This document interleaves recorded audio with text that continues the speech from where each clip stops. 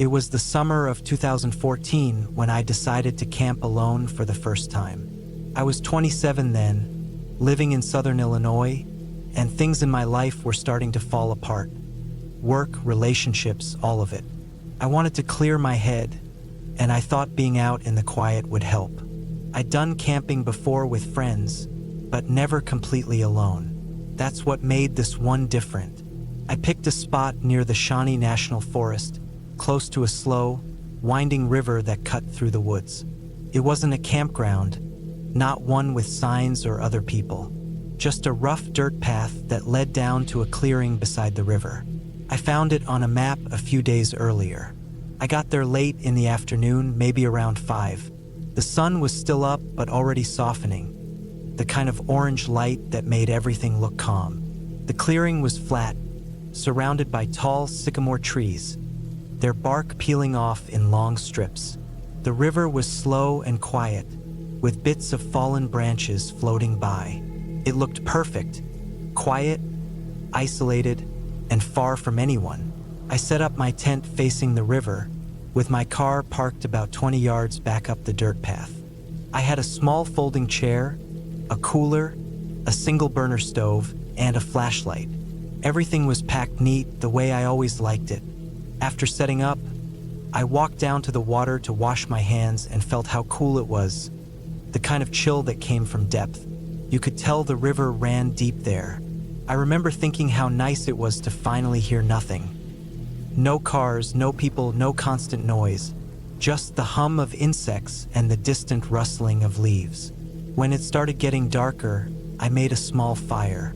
I cooked a can of chili and sat beside the flames watching the sky fade. The woods across the river turned black before mine did. I sat for a long time, just staring at the reflection of the moon on the water, the faint ripples breaking it apart. I remember thinking how easy it would be to forget the rest of the world existed out here. I must have gone to bed around 10, crawling into my tent with the flashlight still in my hand. First, it was peaceful. The air was cool. The fire outside had burned down to red coals, and the sound of the river was steady, almost like breathing. I lay there staring at the top of the tent for a long time before falling asleep. I woke up sometime during the night, not sure what time, but the woods were completely dark. No moon, no stars, just thick black. I woke up because I heard something. It wasn't loud, but it was clear. The sound of footsteps on the gravelly dirt near the river. Not fast, just slow and uneven. I thought maybe it was an animal, maybe a deer or raccoon, but it sounded heavier, like boots pressing into the dirt. Then there was another sound, a scrape, like metal brushing against rock. I stayed still, barely breathing. The tent was zipped, and the flashlight was right beside me, but I didn't turn it on. I just listened. The steps went on for a while, maybe a minute or so, moving closer, then stopping completely. Then silence again. I waited, listening so hard I could hear my pulse in my ears. Nothing else came. Eventually, I convinced myself it was just an animal and managed to fall back asleep. When I woke again, it was early morning. The air was damp, and the sky was pale gray. I stepped out of the tent and walked to the river to splash my face with water. That's when I saw the footprints. They weren't animal prints. They were boot marks, fresh and deep in the damp soil near the riverbank. They led right up to where I was standing and then turned toward the trees across the clearing. I followed them with my eyes, but they disappeared into the woods. My stomach dropped. I hadn't seen or heard another car the whole drive in, and the dirt path to this spot was narrow and rough. There was no reason for anyone else to be here. I looked across the river, half expecting to see someone watching, but there was nothing, just trees and mist. I tried to shake it off, telling myself it was a fisherman or a hiker who'd wandered through. I made breakfast, packed some of my stuff, and told myself I'd stay one more night and leave early the next morning. But I couldn't stop thinking about those footprints. That afternoon, I went exploring up the dirt road past where my car was parked. The forest was quiet, but not peaceful anymore. Every sound made me turn around. Branches cracking, birds suddenly taking off. I walked maybe half a mile before finding another clearing, smaller, with what looked like an old fire pit and a torn blue tarp hanging from a tree. It looked like someone had been living there, but not recently. The tarp was sun-faded and torn, and there were rusted cans on the ground. I remember thinking someone had squatted there months ago. I stayed only a minute before heading back to my camp. The sun was going down when I got back. I rebuilt the fire, cooked again, and sat quietly watching the woods. I didn't feel comfortable anymore. The river that looked peaceful yesterday now looked dark and deep. Even the air felt heavier. I decided to keep the fire burning through the night, hoping the light would keep away any animals or people. I got into the tent around 11. I zipped it up and lay there listening. Took a while to drift off. Sometime after midnight, I woke again, same as before. Only this time I knew it wasn't an animal. The footsteps were back, moving slowly around the edge of the clearing. I could hear the dirt shifting under boots. My heart was pounding so hard it felt like it would shake the tent. The sound came closer, stopping just a few feet from where I was lying. Then I heard breathing. Slow, uneven breathing, like someone trying to stay quiet but not doing a good job of it. My hand was gripping the flashlight, but I couldn't move. The breathing went on for maybe 10 seconds, then stopped. After that, there was silence again, long enough for me to think whoever it was had gone. Then I heard the faint sound of something metallic clinking, like a knife or tool brushing against a belt. That was enough. I unzipped the tent as slowly as I could, grabbed the flashlight and my car keys, and ran straight for the car. The beam from the light shook wildly over the ground, and for a second, I saw movement at the edge of the trees. Just a shadow, but tall, human. I didn't stop. I jumped in the car, locked the doors, and started it. My hands were shaking so bad I dropped the keys twice before getting the engine on. The headlights swept across the clearing, and for a split second, I saw him. A man standing at the edge of the woods. He was wearing dark clothes, maybe a jacket, and something was in his hand. He wasn't moving, just standing and watching. His face was in shadow. I slammed the car into gear and drove out of there as fast as I could, tires throwing dirt and gravel behind me. I didn't stop until I hit the main road miles away.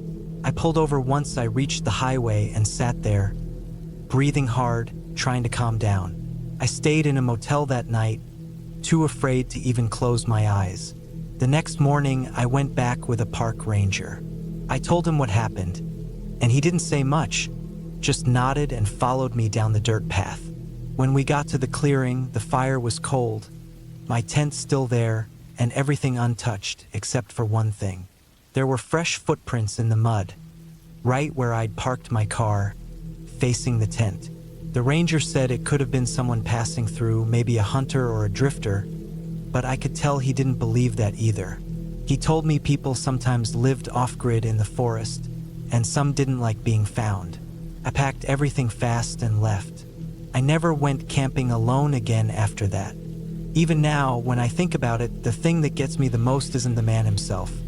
It's knowing that he had to have been there that first night too, standing just close enough to watch me sleep, waiting in the dark, probably deciding what to do next. Sometimes, when I hear slow footsteps outside my window at night, I still wonder if he followed me back that morning.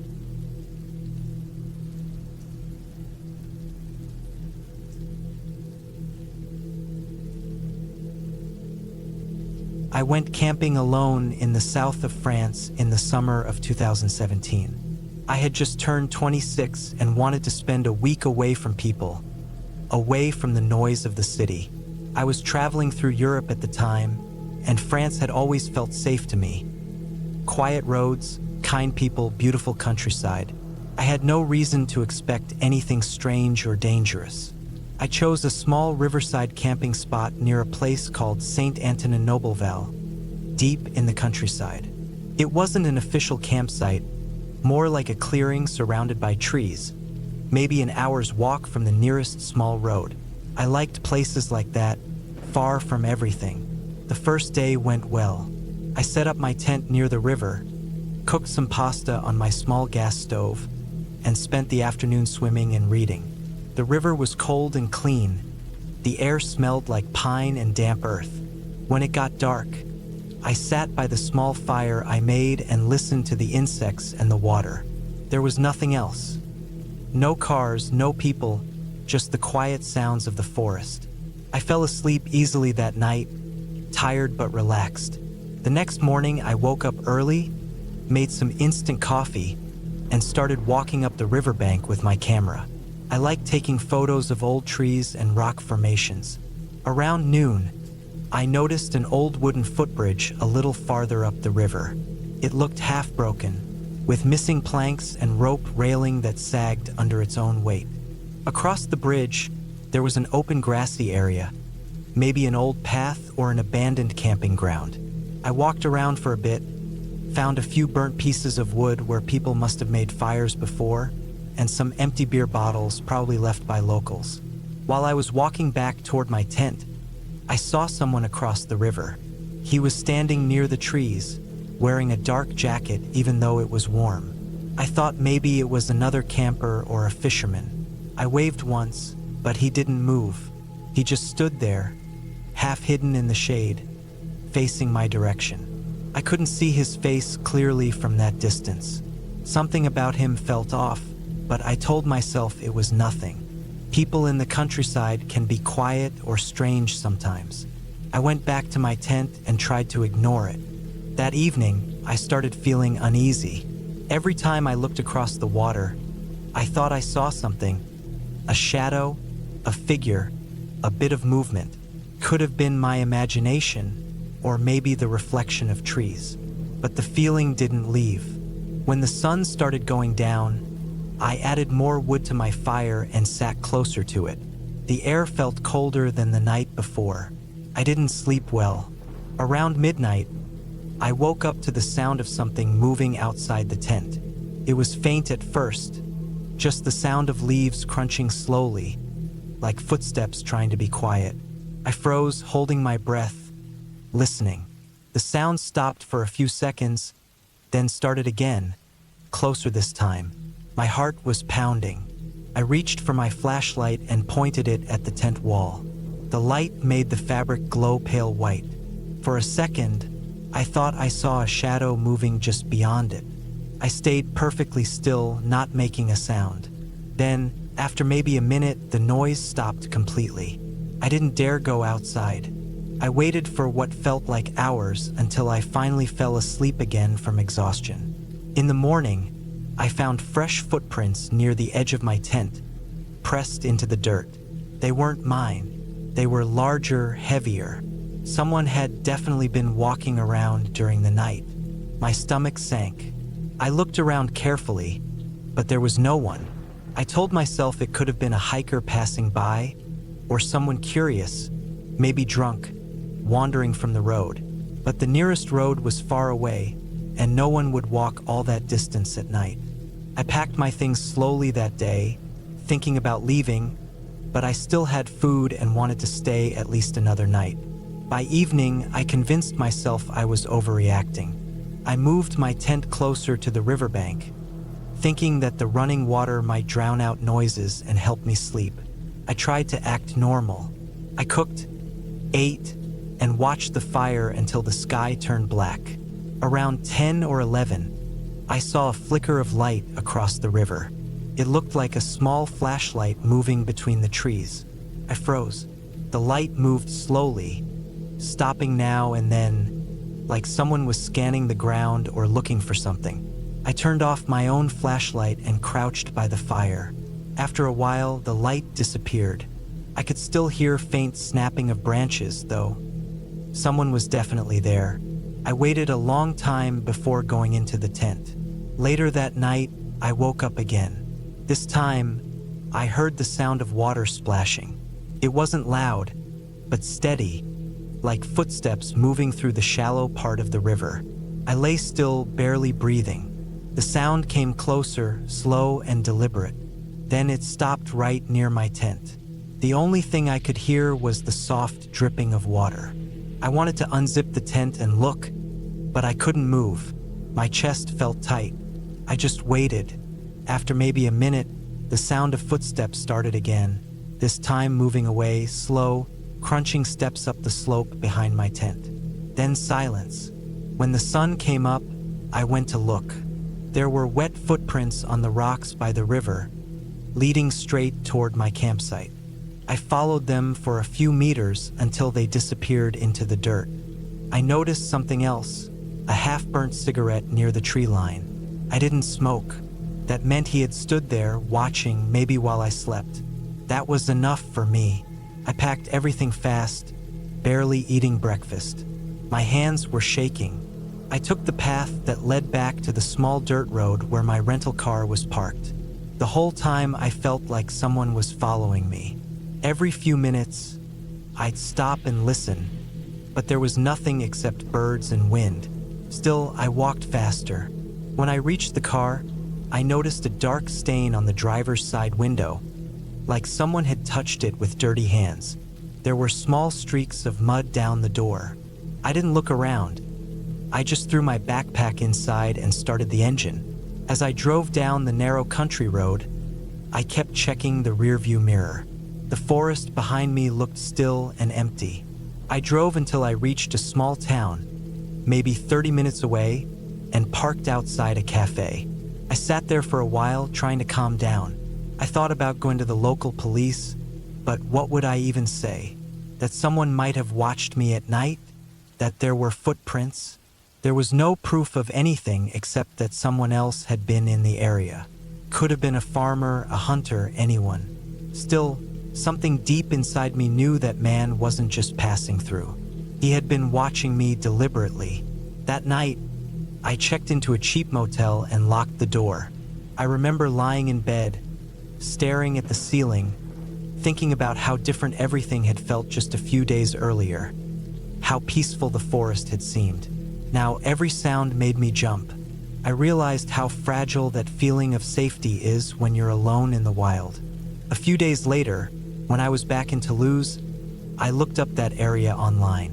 There had been reports over the years of campers finding their things stolen, tents slashed, or waking up to find footprints around their campsites.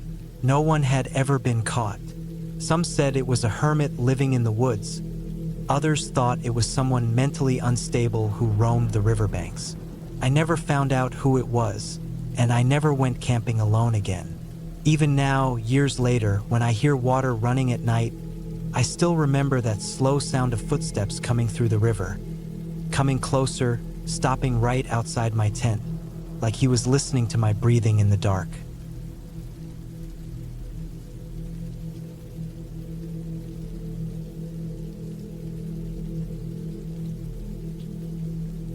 It was the summer of 2014 when I decided to go camping alone for the first time.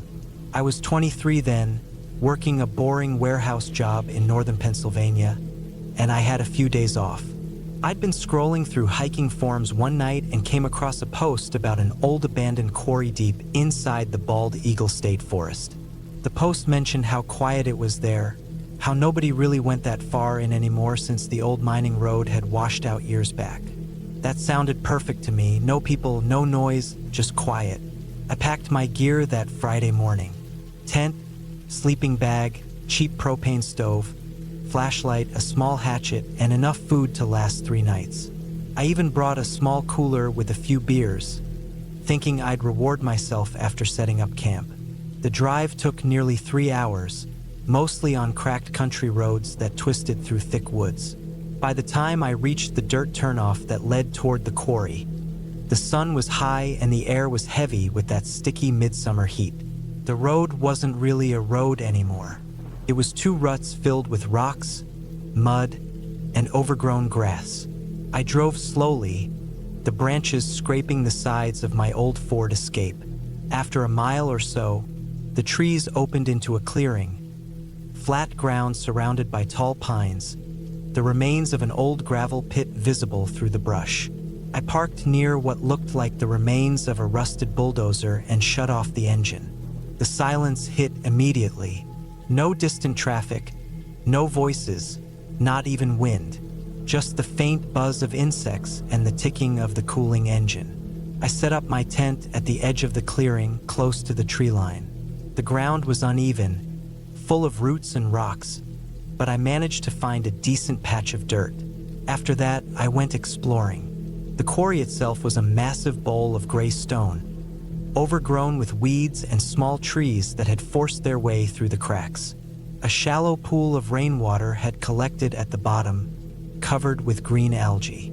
Old tire tracks were still faintly visible in the dirt. I found a rusted barrel, a few beer cans, and a crumpled sleeping bag half buried in the brush. It looked like someone had camped there a long time ago and just left everything behind. As the evening settled in, I made a small fire and cooked a can of beans. The woods were so quiet it almost didn't feel real. Every tiny sound stood out. The crack of burning wood, the buzz of a fly, the distant rustle of leaves. I drank 2 beers, watched the sky turn from orange to deep blue, and crawled into my tent once the mosquitoes got bad.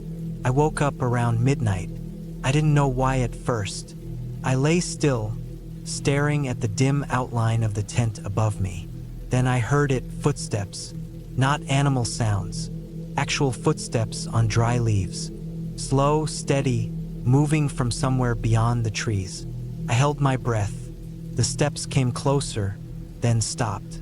I could hear my own heartbeat in my ears. After a long minute, there was nothing, just silence again. I told myself it was probably a deer or maybe a raccoon. I turned on my side, pulling the sleeping bag over my head, and eventually fell back asleep. The next morning, I went to check around camp. I didn't see any tracks near the tent, but about 30 feet away, near the edge of the clearing, I found something odd. An old boot print, half filled with water. It looked fresh, too fresh for something that had been there before I arrived. The dirt around it was still soft. I stared at it for a while, then shrugged it off. Maybe I'd stepped there last night when setting up firewood. That day, I decided to hike deeper into the woods behind the quarry. There was an old trail that ran uphill, barely visible, and I followed it for maybe an hour. The forest got denser, darker. I found an old shack up there, just 4 walls of rotted wood and a collapsed roof. Inside were some rusted cans, a few beer bottles, and a dirty sleeping bag rolled up in the corner. It smelled like damp earth and something sour. I didn't stay long.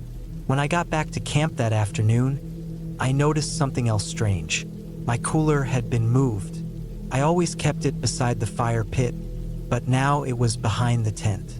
Nothing was missing, but it was definitely not where I'd left it. The lid was slightly open, and there was a smudge of dirt across it, like someone had touched it with muddy hands. I started to feel uneasy then, a slow creeping worry in the back of my mind. I spent the rest of the evening closer to the fire, keeping the hatchet near me. The sun went down around 8, and I sat there, listening to the forest. I couldn't shake the feeling that I wasn't alone. I didn't hear footsteps that night, but around 2 in the morning I woke up again to a different sound, a faint clicking. It sounded like someone tapping 2 rocks together. Came from somewhere past the tree line, rhythmic and slow. Top, top, top. It went on for maybe 10 minutes, then stopped. By morning, I was running low on firewood. I decided I'd pack up the next day and head home early.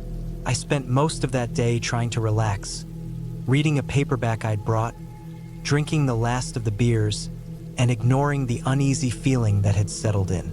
But just before dusk, as I was collecting a few sticks near the tree line, I noticed movement about 50 yards away. Someone was standing there. It took a second for my brain to register it. A man, tall, thin, wearing a dark jacket and jeans. He wasn't moving, just standing between the trees, facing my direction. I froze. My mouth went dry. He didn't say anything, didn't move closer, didn't even turn his head. I backed slowly toward my tent, never taking my eyes off him. Then, as quietly as he appeared, He turned and walked deeper into the woods until I couldn't see him anymore. That was enough. I packed my bag as fast as I could, leaving most of my firewood and half my gear. The sun was almost gone, but I didn't care. I threw everything into the car and started driving down that overgrown dirt road, branches snapping against the sides. My hands were shaking the whole way. About a quarter mile from camp, I saw something again. In the rearview mirror, through the dust and fading light, there was a figure standing in the road behind me. Same man, same clothes, just standing there, facing me as I drove away. I didn't stop. I didn't even slow down. When I reached the paved highway, I pulled over and sat there for a while, trying to calm down. My shirt was soaked in sweat, and my pulse was still hammering. I checked my phone, no signal, of course. I drove until I found a small gas station near Mifflinburg, parked by the pumps, and just sat there until I felt steady enough to drive home. That night, after I finally made it back to my apartment, I emptied my backpack and noticed something I hadn't seen before. At the bottom of the bag was a small folded piece of paper, dirty and creased. I didn't remember packing it. I opened it slowly. Inside, written in smudged pencil, were two words, "Nice place." My hands went cold. I dropped the paper on the floor and just stared at it. I don't know when it was put there. I never left my backpack unzipped. Not once. The thought of that man, or whoever it was, standing near my tent while I slept made me feel sick. I never reported it. I didn't even tell anyone for a long time. Sounded too strange, too hard to explain without sounding paranoid. But I haven't gone camping since. Even now, years later, sometimes I still wake up in the middle of the night thinking I hear that faint tapping sound again, somewhere out there in the dark. And every time I do, I remember that quiet quarry, that stillness in the woods, and how I wasn't really alone out there.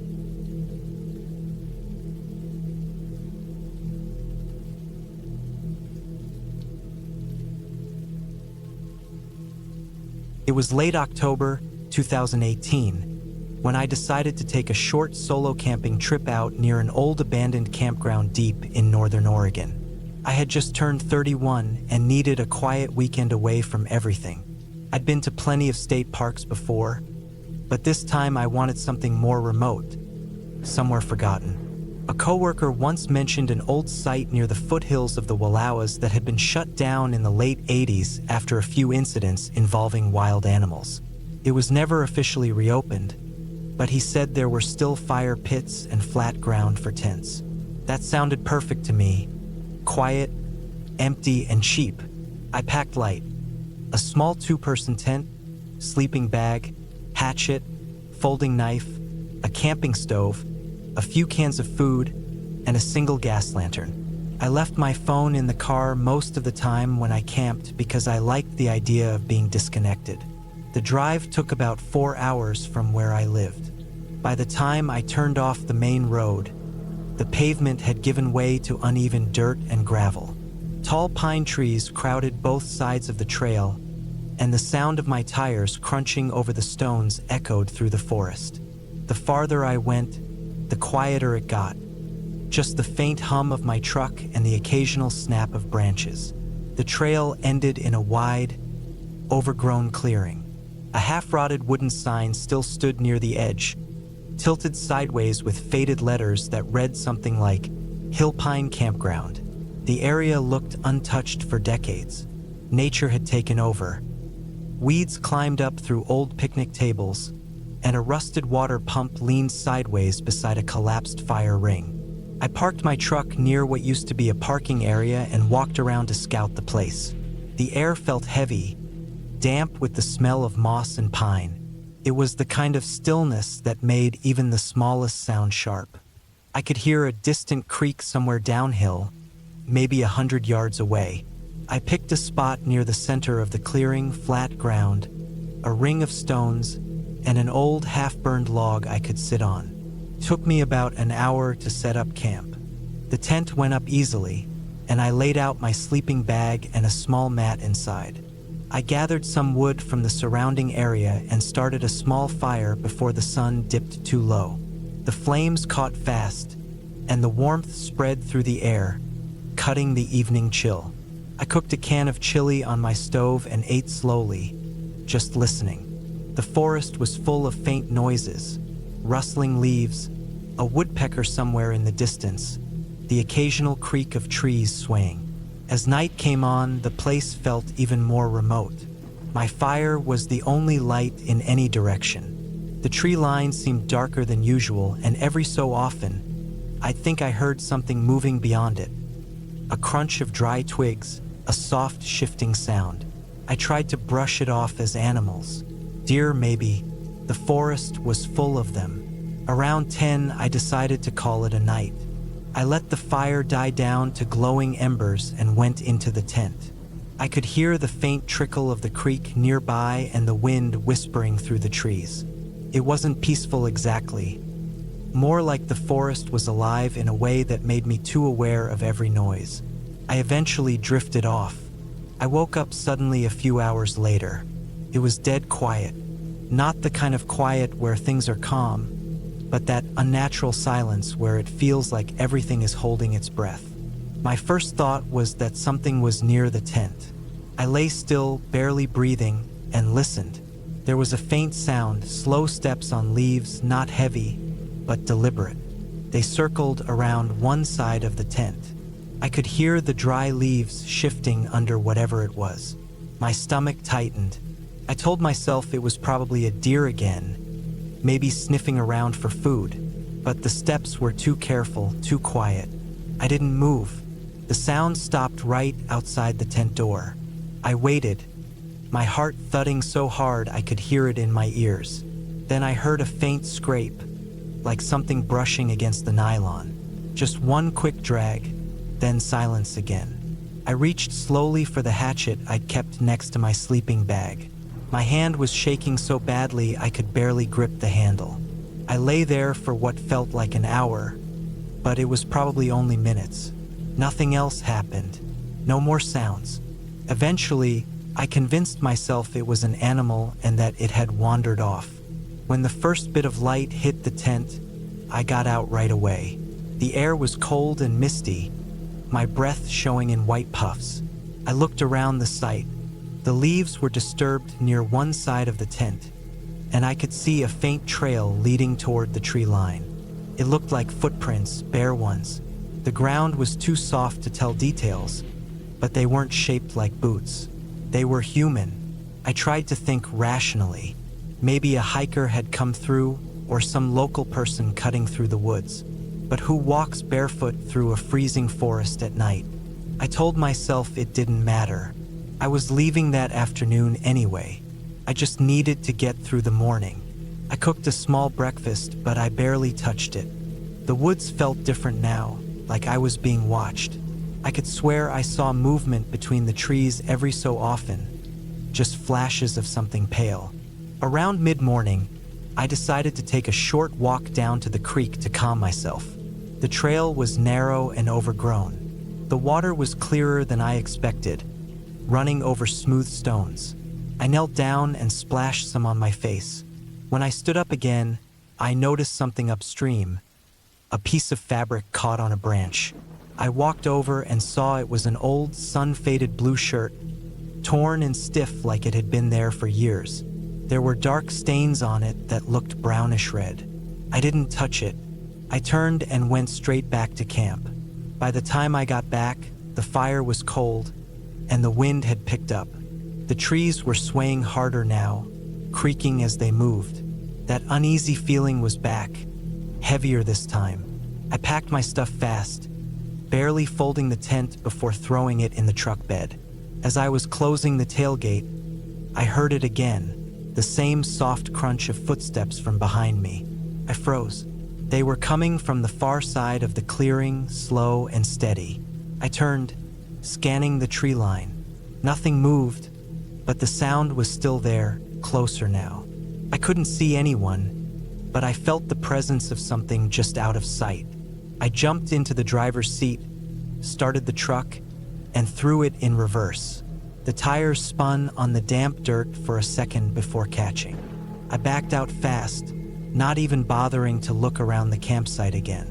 The road back to the main highway felt endless.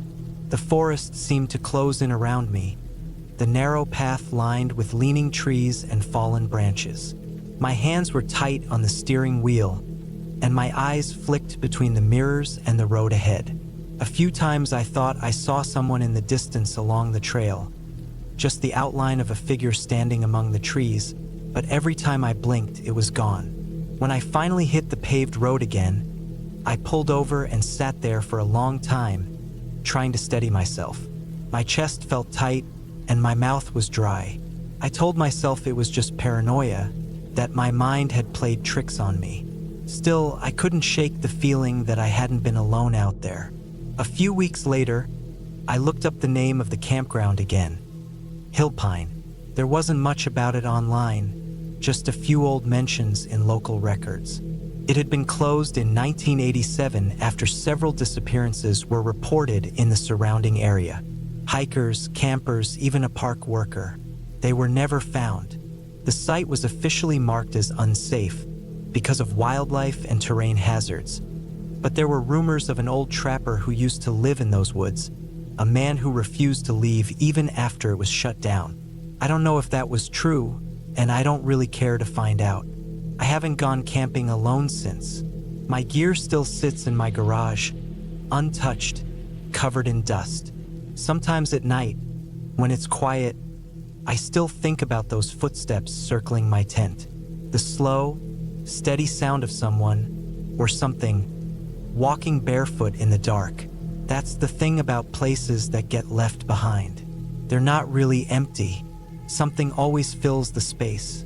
Nature, time, or whatever's left of the people who never made it out.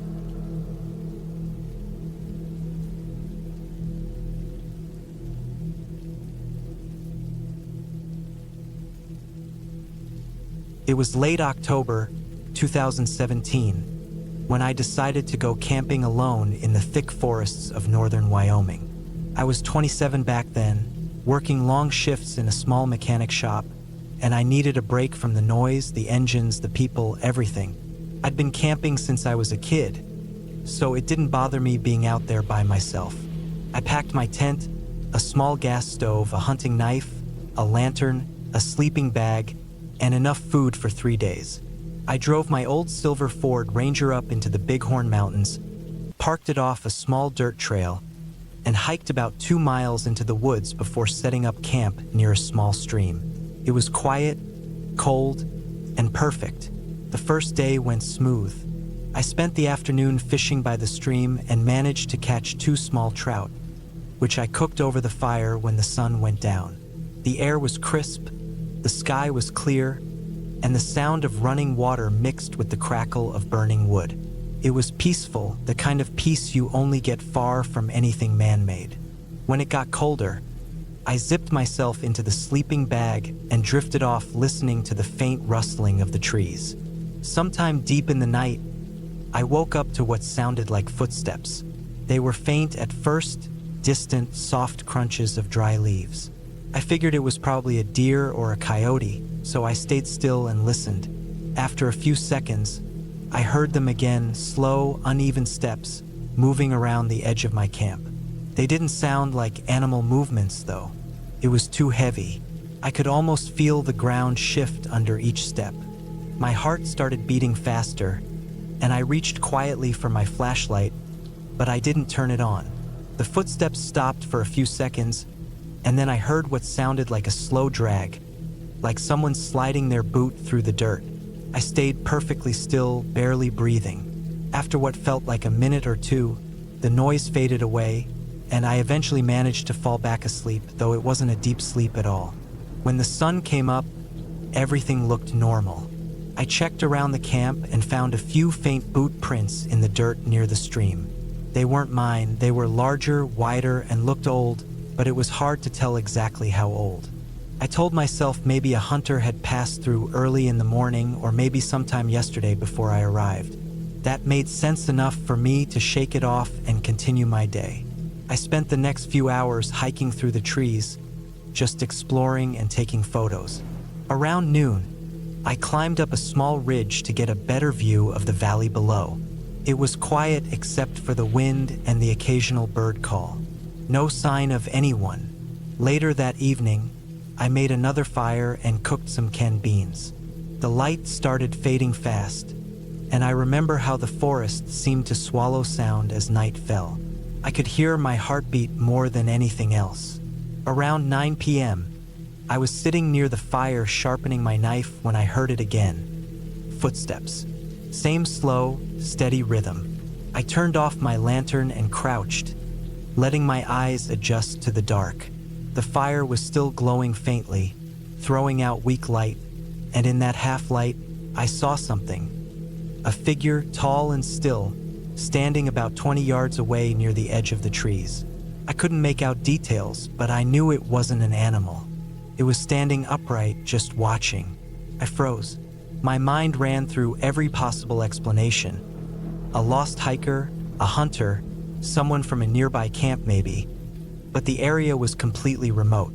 I hadn't seen a single soul since I got there. After what felt like a full minute, the figure slowly turned and disappeared behind the trees. I didn't hear running or snapping branches, just silence. That silence was worse than the footsteps. I didn't sleep that night. I kept the fire going and my knife within reach, sitting in the tent with the lantern dimmed low. Every time the wind moved the branches, I flinched. Around 3 a.m., I thought I heard the faint crunch of leaves again, this time circling the camp. My skin crawled. The noises stopped, then started again on the other side. Whoever or whatever it was seemed to be pacing, keeping distance but staying near. The sound stopped completely when the first faint light of dawn came through. When morning finally came, I packed most of my stuff and decided I'd head back to the truck that day. I was tired, wired from the night before, and I didn't want to stick around another night. Before leaving, I walked to where I thought I'd seen the figure. There were faint boot prints again, deep enough to be recent. They led away from camp and then vanished into the undergrowth. I started hiking back toward my truck around mid-morning. The woods felt different now. Even though it was daylight, I felt watched. Every sound felt too close. At one point, I stopped for a drink of water and noticed something strange. A torn piece of dark fabric hanging on a branch near the trail. It looked like part of a jacket sleeve, ripped clean off. It was fresh too, not weathered. That made me move faster. About halfway back, I heard something moving behind me. I turned quick, knife in hand, but saw nothing, just trees. I stood still, listening. Then I caught it again, that dragging sound, like a boot scraping dirt. I didn't wait this time. I started walking fast, not running but close to it, trying not to make noise. My heart was pounding so hard I could feel it in my ears. The sound followed me for a bit, always at the same distance, always keeping pace. When I finally reached the truck, it was still there, but something was off. There were fresh muddy prints on the driver's side door. Handprints, large ones, smeared like someone had been leaning against it or trying to open it. My stomach dropped. I scanned the tree line, but everything was still. I unlocked the door, tossed my pack inside, and got in fast. The moment I started the engine, I saw movement in my side mirror. A figure standing at the edge of the road maybe 50 yards behind me, half hidden by the trees. He wasn't moving, just standing there. The sunlight hit just enough for me to see the outline of a man in a dark jacket, maybe wearing a hood. I didn't stick around to find out. I floored it down that dirt road, kicking up gravel and dust. I didn't slow down until I hit the main highway. Even then, I kept checking my mirrors. When I got back to town, I stopped at a gas station to wash my face and grab something to drink. My hands were still shaking. There was a bit of dried mud on the side of the truck near the handle, exactly where those prints had been. I looked closer. The prints were large, wide-fingered, and had faint scratches through the mud, almost like whoever made them had torn skin or dirty nails. That night, I couldn't sleep. I kept seeing that figure standing near my camp, the same shape in the trees when I drove off. The part that bothered me most wasn't just being watched. It was realizing how close that person must have been while I was asleep in the tent. Those boot prints circled my camp. Whoever it was had walked around me in the dark, maybe more than once. A week later, I went online to check if there had been any reports of people going missing or any weird activity in that area. There wasn't much, just a few scattered mentions of hikers finding old campsites with supplies still there, as if someone had left in a hurry. That was enough for me. I haven't gone camping alone since. I still remember the sound of those footsteps. Slow, careful, patient. And sometimes, when I drive through the mountains now, I catch myself checking the tree line, half expecting to see that same figure standing there, waiting like he never left those woods at all.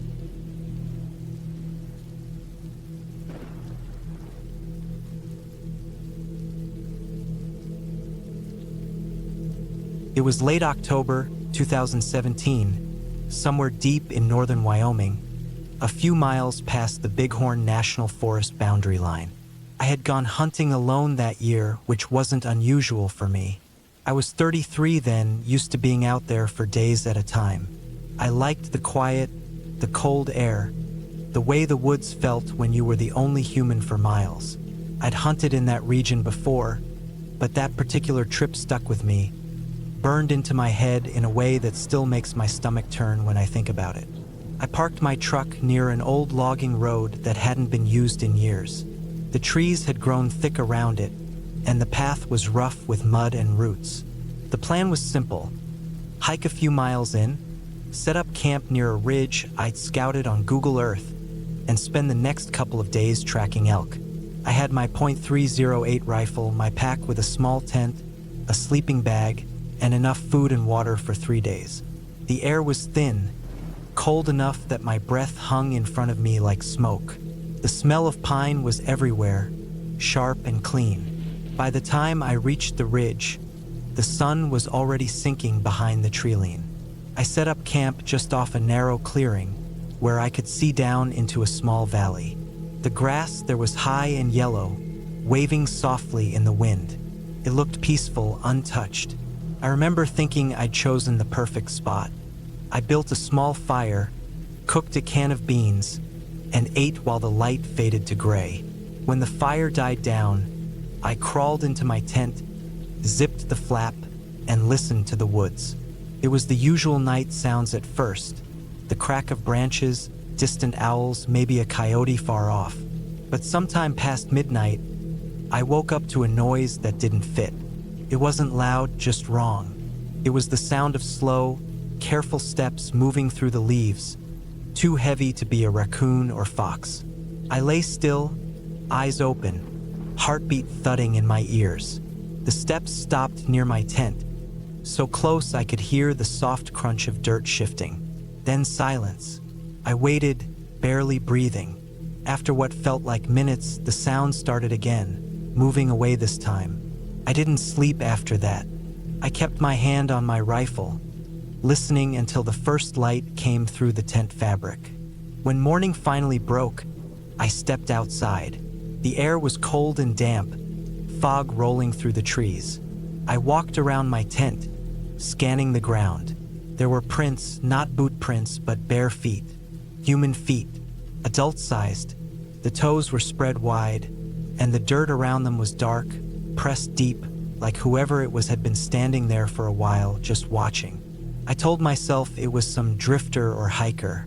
People wandered out here sometimes, but it didn't sit right with me. I decided to move camp deeper into the woods that morning, closer to the ridgeline where there was less chance of anyone stumbling onto me. The hike took a couple hours. I followed an old game trail through thick pines and crossed a shallow creek where the mud sucked at my boots. The further I went, the quieter everything got. Even the birds seemed to stop. I found another clearing, smaller this time, set my tent back up, and took off to scout. I spent most of that day tracking signs of elk. Found some droppings, some fresh tracks near the edge of the valley, but nothing close enough to take a shot. Around late afternoon, I circled back toward camp, following the same path I'd taken that morning. When I got there, something felt wrong immediately. My tent was still standing, but the flap was open. My gear was scattered. My food bag was torn open, cans rolled into the dirt. My sleeping bag had been dragged halfway out. There were more of those same barefoot prints around the camp. Dozens of them this time, circling. My heart sank when I realized they weren't leading away in any direction. They just stopped like whoever it was had been standing there again. For hours. Irepachiet fast. Every sound in the woods made me twitch. I didn't want to camp there another night, but the sun was already low, and the terrain was steep ahead. The last thing I wanted was to get lost in the dark. I built a small fire again, but I didn't eat much. I kept my rifle across my lap and stayed awake long into the night. At some point, I must have dozed off because I woke up to the sound of something scraping against the side of the tent. It was slow, dragging like fingers across the fabric. I sat up instantly, hand gripping the rifle. The noise stopped, then came again, this time on the other side. Then silence. I unzipped the tent just a few inches and peeked out. The fire had burned down to a pile of glowing embers. I couldn't see much, just outlines of trees against the sky. Then, out near the edge of the clearing, I saw movement. A dark shape, tall, standing between the trees. It was too far to make out any detail, but it wasn't an animal. It was a person. They weren't moving. They were just there, watching. I froze. Every instinct in me screamed to yell, to do something, but I stayed quiet. I watched that figure for what must have been half an hour. They didn't move once. Then, slowly, they stepped back into the trees and disappeared. I didn't sleep again. When daylight came, I packed everything and left. I didn't even cook breakfast. I just slung my pack on and started hiking back toward the truck, sticking to the ridgeline where the forest opened enough to see ahead. Took most of the day to get back to where I'd parked. My legs ached, my throat was dry, and my nerves were shot. When I finally saw the road, I felt this huge wave of relief until I noticed something sitting on the hood of my truck. It was my food bag, the same one that had been torn open back at camp. It was folded neatly, like someone had placed it there carefully. I stopped in my tracks. The dirt around the truck was covered in more of those same barefoot prints, circling, crisscrossing, leading back into the woods. I stood there for a long time, staring, listening. The woods were silent again. No wind, no birds. I climbed into the truck, locked the doors, and started the engine. My hands were shaking so bad I could barely turn the key. I drove for miles before I stopped at a gas station in a small town near Buffalo. When I looked at the truck, I noticed muddy smears along the side of the door, like someone had dragged their hands down the paint. I told the clerk it was just mud from the road, paid for gas, and left. I never reported it. I didn't know what I'd even say. There was no crime, nothing stolen, no proof. Just those footprints burned into my memory. I haven't been back hunting alone since then. I still go sometimes, but always with someone else. I don't tell them why. I don't tell anyone. Every now and then, I'll wake up in the middle of the night and think about that trip. The prints, the figure, the bag on the hood, the way it all felt. Not supernatural, not like a story people make up, but real, heavy, human. Whoever was out there wasn't lost. They knew exactly what they were doing. They watched me for 2 nights straight. They wanted me to know they were there. And the worst part, the thing that keeps me awake sometimes, is that they didn't follow me out. They didn't chase me or attack me. They let me leave, which means somewhere right now they might still be out there, waiting for the next person who decides to camp alone.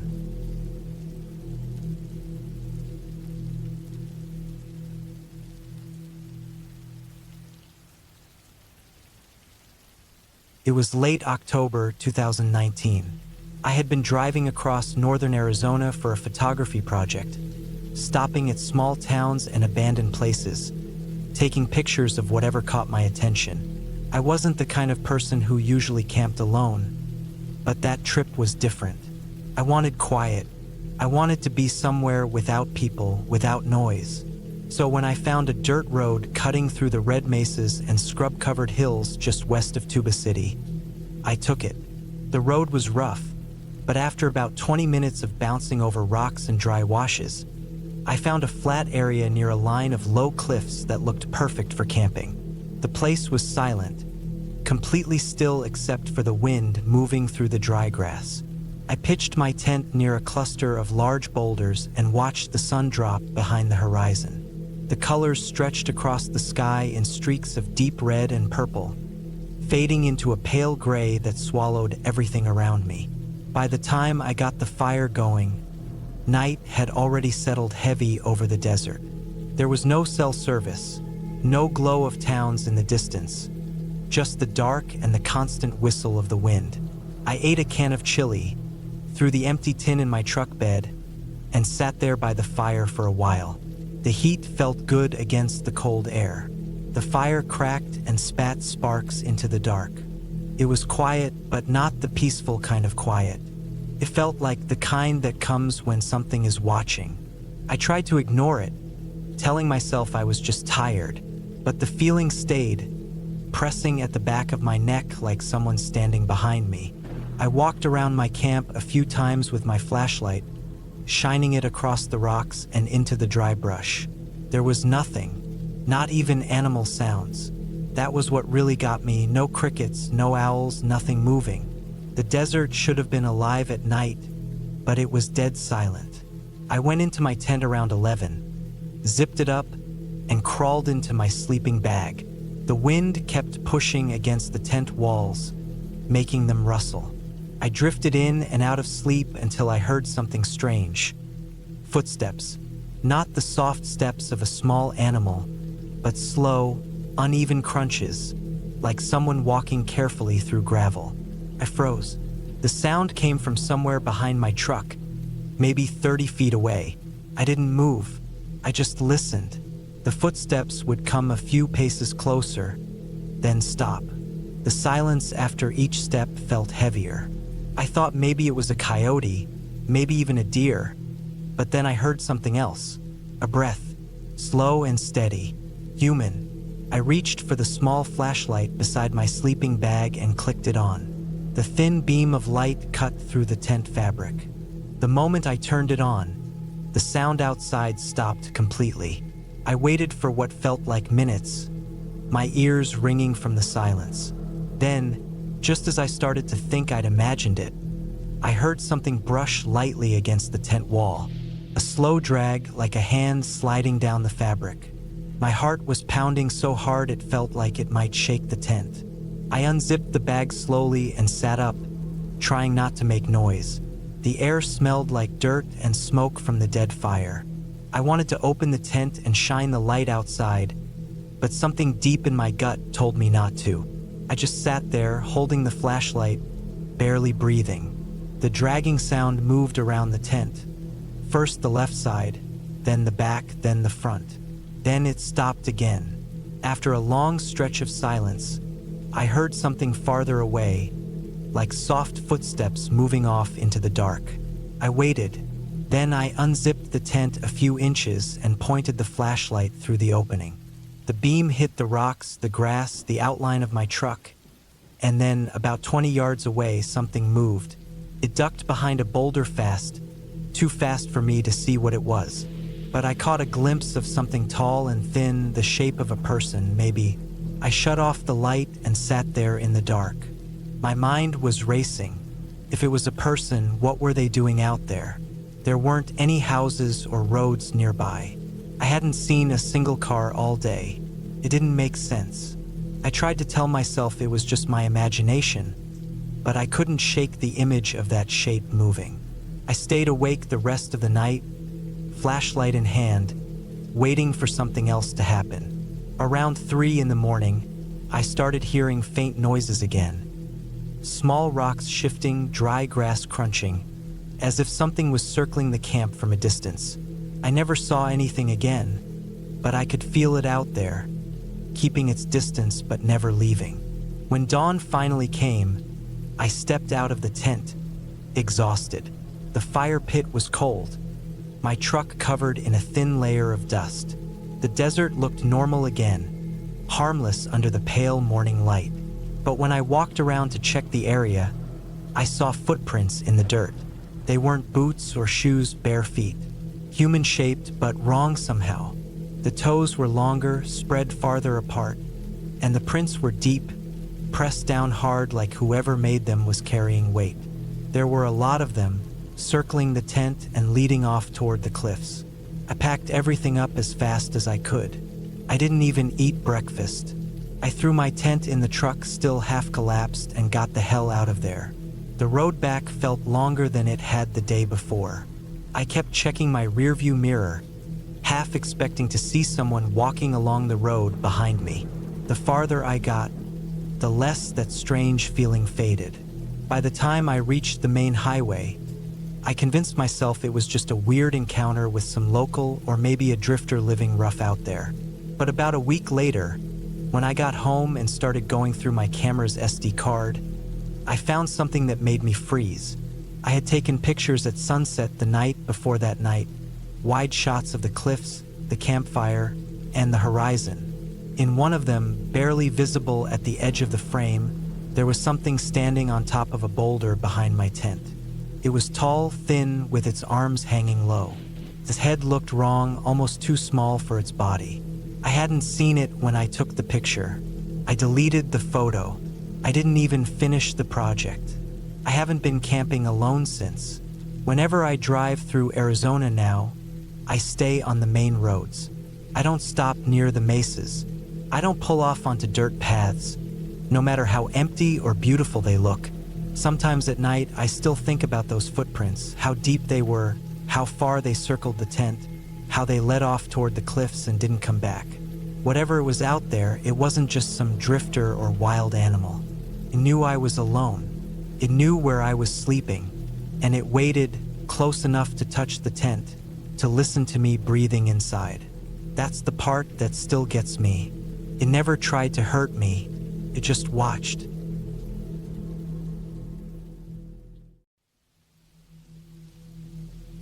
It was the summer of 2012, and I was 29 at the time, working as a police officer in the outskirts of northern Montana. I'd been on the force for about 7 years, and by then, I had already seen my fair share of strange calls. Drug busts gone wrong, armed standoffs, missing people cases that led deep into the woods. But what happened that week, during that camping operation in the middle of nowhere, still plays in my head every time I close my eyes at night. We were supposed to be running a quiet undercover operation in the mountains near Glacier National Park. There had been reports of an illegal drug operation using the wilderness trails as transport routes, people hiking with duffel bags, night camps appearing and disappearing, and even signs of small airdrops in the deeper valleys. My unit was tasked to monitor an area about 15 miles north of the main road, somewhere no normal camper would ever wander. There were 4 of us: me, Officer Raymond, our team lead, Officer Briggs, our scout, and Officer Nolan, communications. We packed light, basic tents, trail food, and our weapons. We hiked deep into the forest, further than any trails, setting up a small camp in a clearing surrounded by thick pine and cedar trees. The place smelled of resin and wet soil. The ground was soft with layers of moss, and the silence there felt unnatural. No sound of people, barely any birds, only the occasional distant crack of branches. The first night went quietly. We set up our tents, checked our perimeter, and took turns on watch. I remember the temperature dropping fast once the sun went down. The forest became completely dark, pitch black except for the weak glow of our small fire. I was on watch around 2 a.m. I kept scanning the treeline with my flashlight. Everything was dead still until I heard faint steps. Not close, but distant, somewhere in the woods. Slow, dragging, uneven. Then they stopped. I waited for maybe 10 minutes, shining the light toward the direction of the sound. But there was nothing, just silence. The next morning, Briggs went scouting down the ridge about a mile from camp. He came back looking uneasy. He said he'd found a small clearing with what looked like old trash, burned cans, torn plastic, cigarette butts, and tire marks pressed into the dirt. Someone had been out there recently. We decided to extend our surveillance for another night. By late afternoon, we heard something faint, a hum that didn't belong in the forest. Took us a second to realize it was a small plane somewhere above us. It wasn't high, you could tell by the sound. Then, a few seconds later, something fell through the trees. We couldn't see it clearly through the canopy, but we heard it, branches breaking, a heavy thud. It had to be one of those airdrops we were briefed about. We decided not to move in daylight. We waited for dusk, then packed our gear and quietly moved toward the area where we thought it landed. Took us nearly 40 minutes of silent hiking to reach the spot. When we did, we found a torn-up tarp hanging in the trees and a large duffel bag on the ground. It was black, dirty, and heavy, too heavy for camping supplies. Inside were vacuum-sealed packs of what looked like white powder. It was exactly what we were looking for. We radioed the base for extraction plans, but communication was weak. Barely any signal in that valley. Nolan tried to boost it, but the best we got was a broken confirmation that backup would move toward the area by sunrise. We had to hold position until morning. We moved the duffel bag back to our campsite, keeping it hidden behind a fallen log, and decided to stay alert for the rest of the night. But things didn't stay quiet for long. Around midnight, I was half awake in my tent when I heard footsteps again. This time much closer, crisp against the pine needles. I froze. It wasn't one person, it was at least two, maybe three. I unzipped the tent quietly, peeked out, and saw faint movement between the trees. Shadows low and fast. They weren't animals. I reached for my rifle and signaled Raymond, who was already sitting up, eyes wide. We killed our lanterns and waited, crouched low near the tents. The footsteps circled our camp slowly, stopping now and then. Then, the beam of a flashlight swept across the clearing for a brief second. Whoever it was, they were looking for something, and I knew it had to be the duffel bag. For nearly 20 minutes, we stayed completely still. Then, suddenly, a twig snapped about 10 feet away. Raymond motioned for me to stay quiet, but the moment he shifted his foot, a branch cracked under him, and that tiny sound set everything off. A voice shouted from the trees, angry, sharp. Then the beam of another flashlight hit our camp, and before we could even move, bullets tore through the darkness. We dove behind the log. The gunfire was loud and messy, echoing through the forest. Dirt kicked up near my hands as rounds hit the ground. Raymond yelled for us to fall back toward the ridge.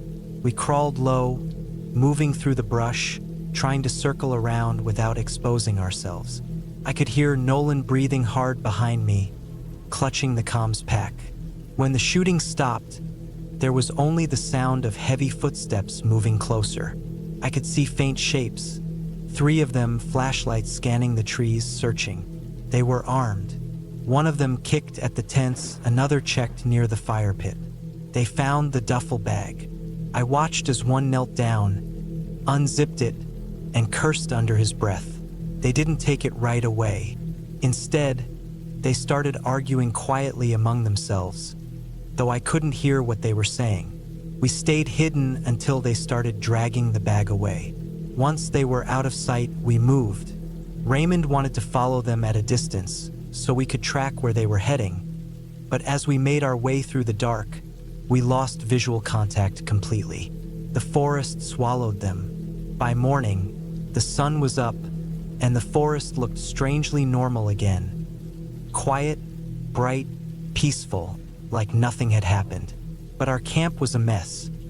Tents shredded by bullets, footprints all over, and empty shell casings scattered in the dirt. We searched the area, found bloodstains near a fallen branch, but no bodies. They must have taken their wounded with them. When backup finally reached us around noon, we guided them to the clearing where the drop had happened. The tarp was still there, but the duffel bag and any sign of the men were gone. We combed the woods for hours, but the trail went cold. The tire tracks Briggs found earlier were still visible but faded into a stream bed that led nowhere.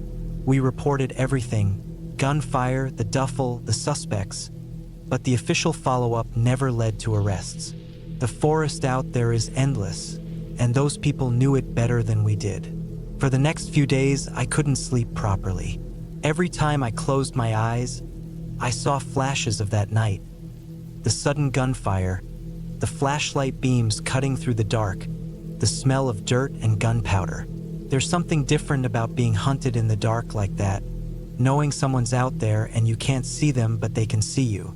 Months later, a forest ranger reported finding a burned-out campsite about 3 miles north of where we'd been. Among the ashes were melted plastic and what looked like pieces of torn duffel fabric. Maybe it was them getting rid of evidence. Maybe it wasn't. The department filed it as part of the same case, but it never went anywhere. Years have passed now, and I still go out camping sometimes, but I can't sit comfortably in silence anymore. Every crack of a twig or rustle of branches feels like something watching. It's strange how the forest can look peaceful in the day and turn into something entirely different at night. That operation was supposed to be simple: a watch, a report, maybe a small bust. Instead, it reminded me that even in the middle of nowhere, you're never truly alone. Somewhere out there, in those woods, there are people who know every hidden trail, every sound the forest makes, and they don't want to be found. And sometimes, if you do find them, you don't make it back the same.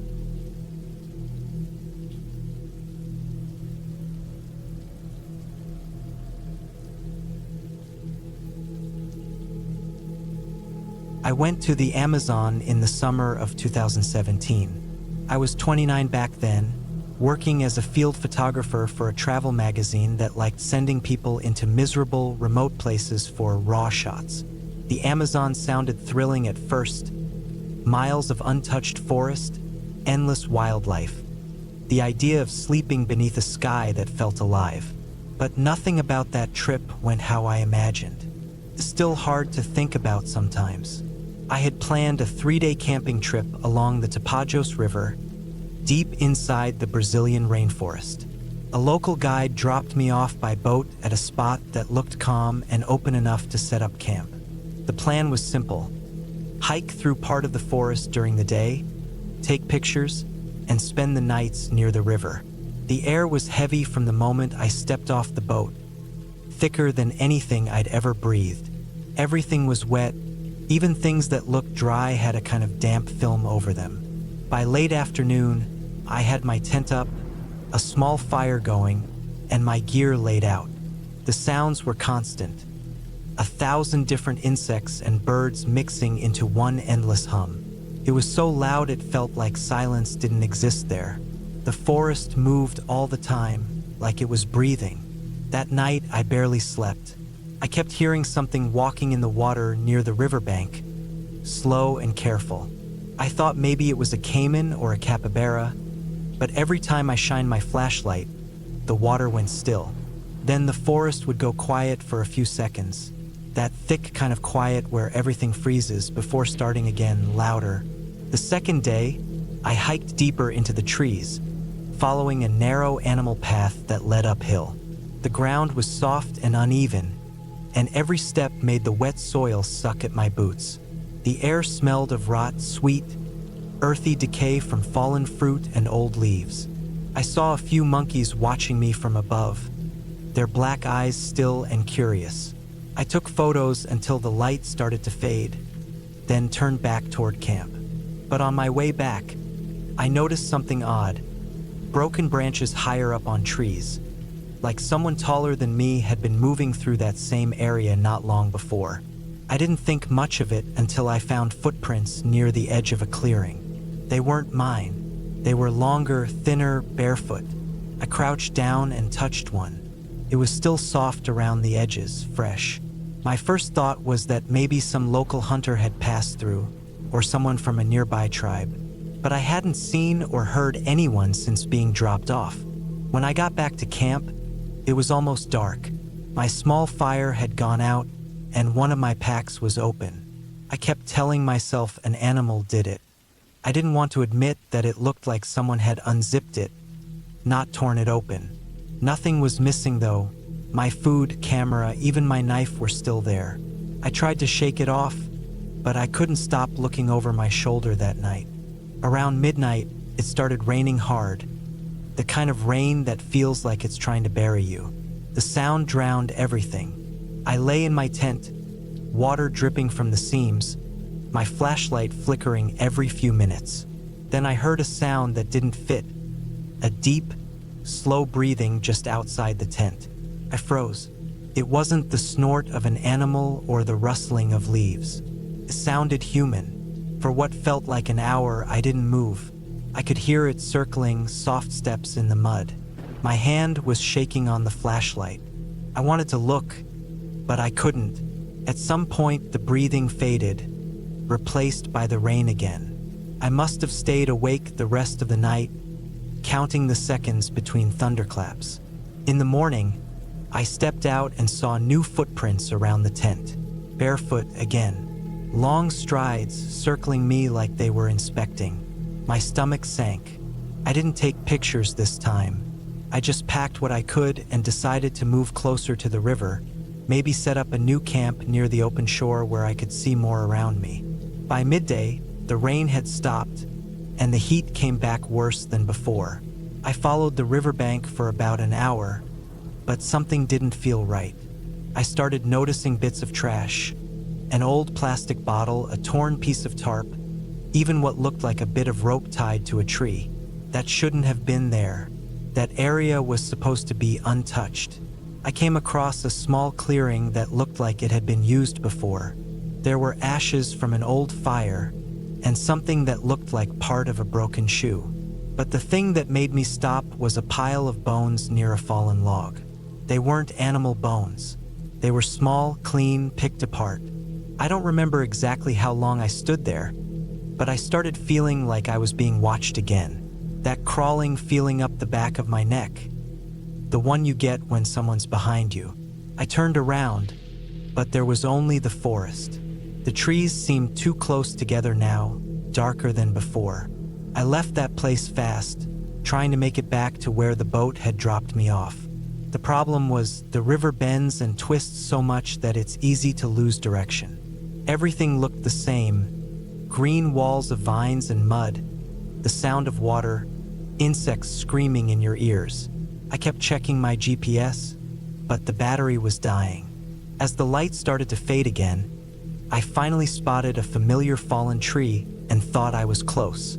That's when I saw movement across the river. A man was standing there, half hidden behind the trees. No shirt, just a pair of dirty shorts. He was thin, almost too thin, his skin dark and covered in mud. He wasn't moving toward me, just standing still, staring. I froze. He didn't say anything, didn't move at all, just kept watching me. I slowly backed away, trying not to look away from him. After maybe 10 steps, I turned and started walking faster, then running. The forest swallowed me up again. I didn't stop until I couldn't hear the river anymore. That night, I didn't even set up my tent. I sat against a tree with my knife in my hand, shaking, listening to every sound. I could hear something moving in the distance, snapping branches. Once, I thought I saw a shadow between the trees, but I told myself it was the rain playing tricks. When the morning came, I forced myself to keep walking toward the GPS marker where the boat was supposed to pick me up the next day. I barely ate. I was running on fear and exhaustion. Every noise made me jump. The forest felt alive, like it was closing in around me. By the time I reached the pickup point, my clothes were ripped and covered in mud. The boat wasn't there yet, but I didn't care. I sat on the muddy bank with my camera bag clutched to my chest and waited, eyes on the tree line. I didn't move until I saw the guide's boat appear around the bend hours later. When I climbed aboard, he looked at me like he knew something had happened. I didn't say a word the whole ride back. Couldn't. Later, when I checked the photos on my camera, I found one I didn't remember taking. It was from the second night. Blurry, dark, aimed toward the trees near my tent. In the corner of the frame, just barely visible, was the outline of a man. I deleted it right after. I never went back to the Amazon after that. I still work outdoors sometimes, but only where I can see open sky and people nearby. The thing that haunts me most isn't what I saw, but what I didn't see. The quiet footsteps, the breathing in the dark, and the feeling that whoever was out there had been watching me long before I ever noticed.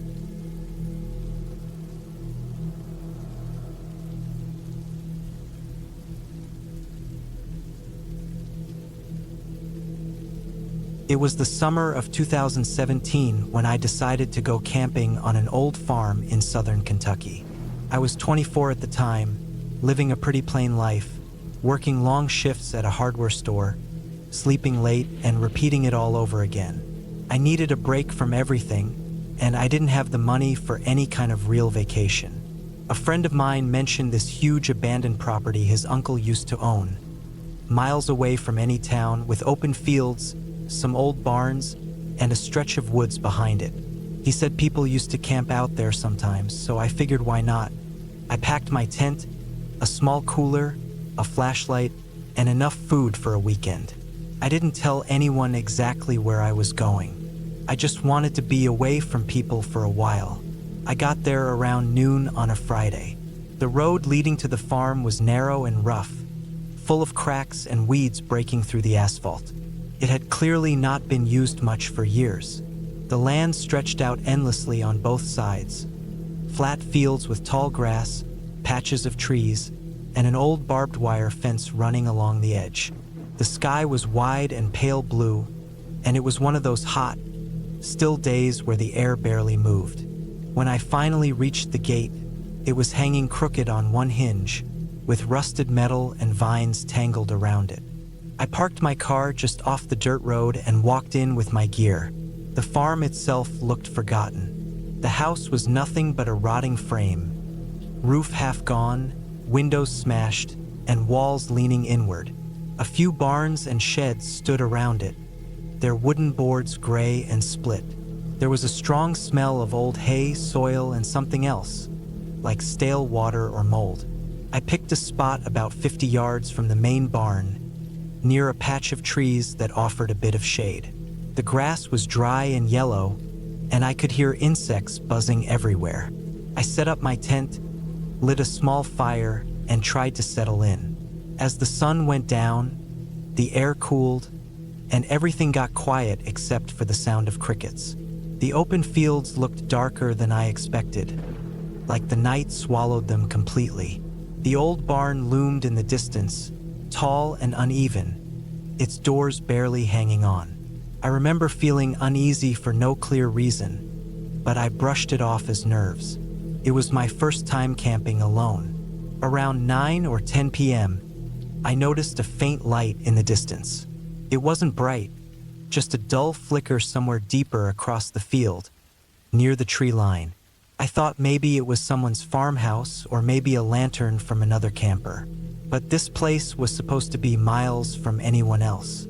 The light would fade, then appear again, slightly to the left or right, as if someone was walking slowly with it. I told myself it was nothing and went into the tent. I must have fallen asleep sometime after midnight, but I woke up suddenly around 2 a.m. It was dead silent outside. Not even the crickets were making noise anymore. It was strange how heavy that silence felt, like it pressed against my ears. Then, I heard what sounded like footsteps in the grass. Slow, heavy steps coming from the direction of the barn.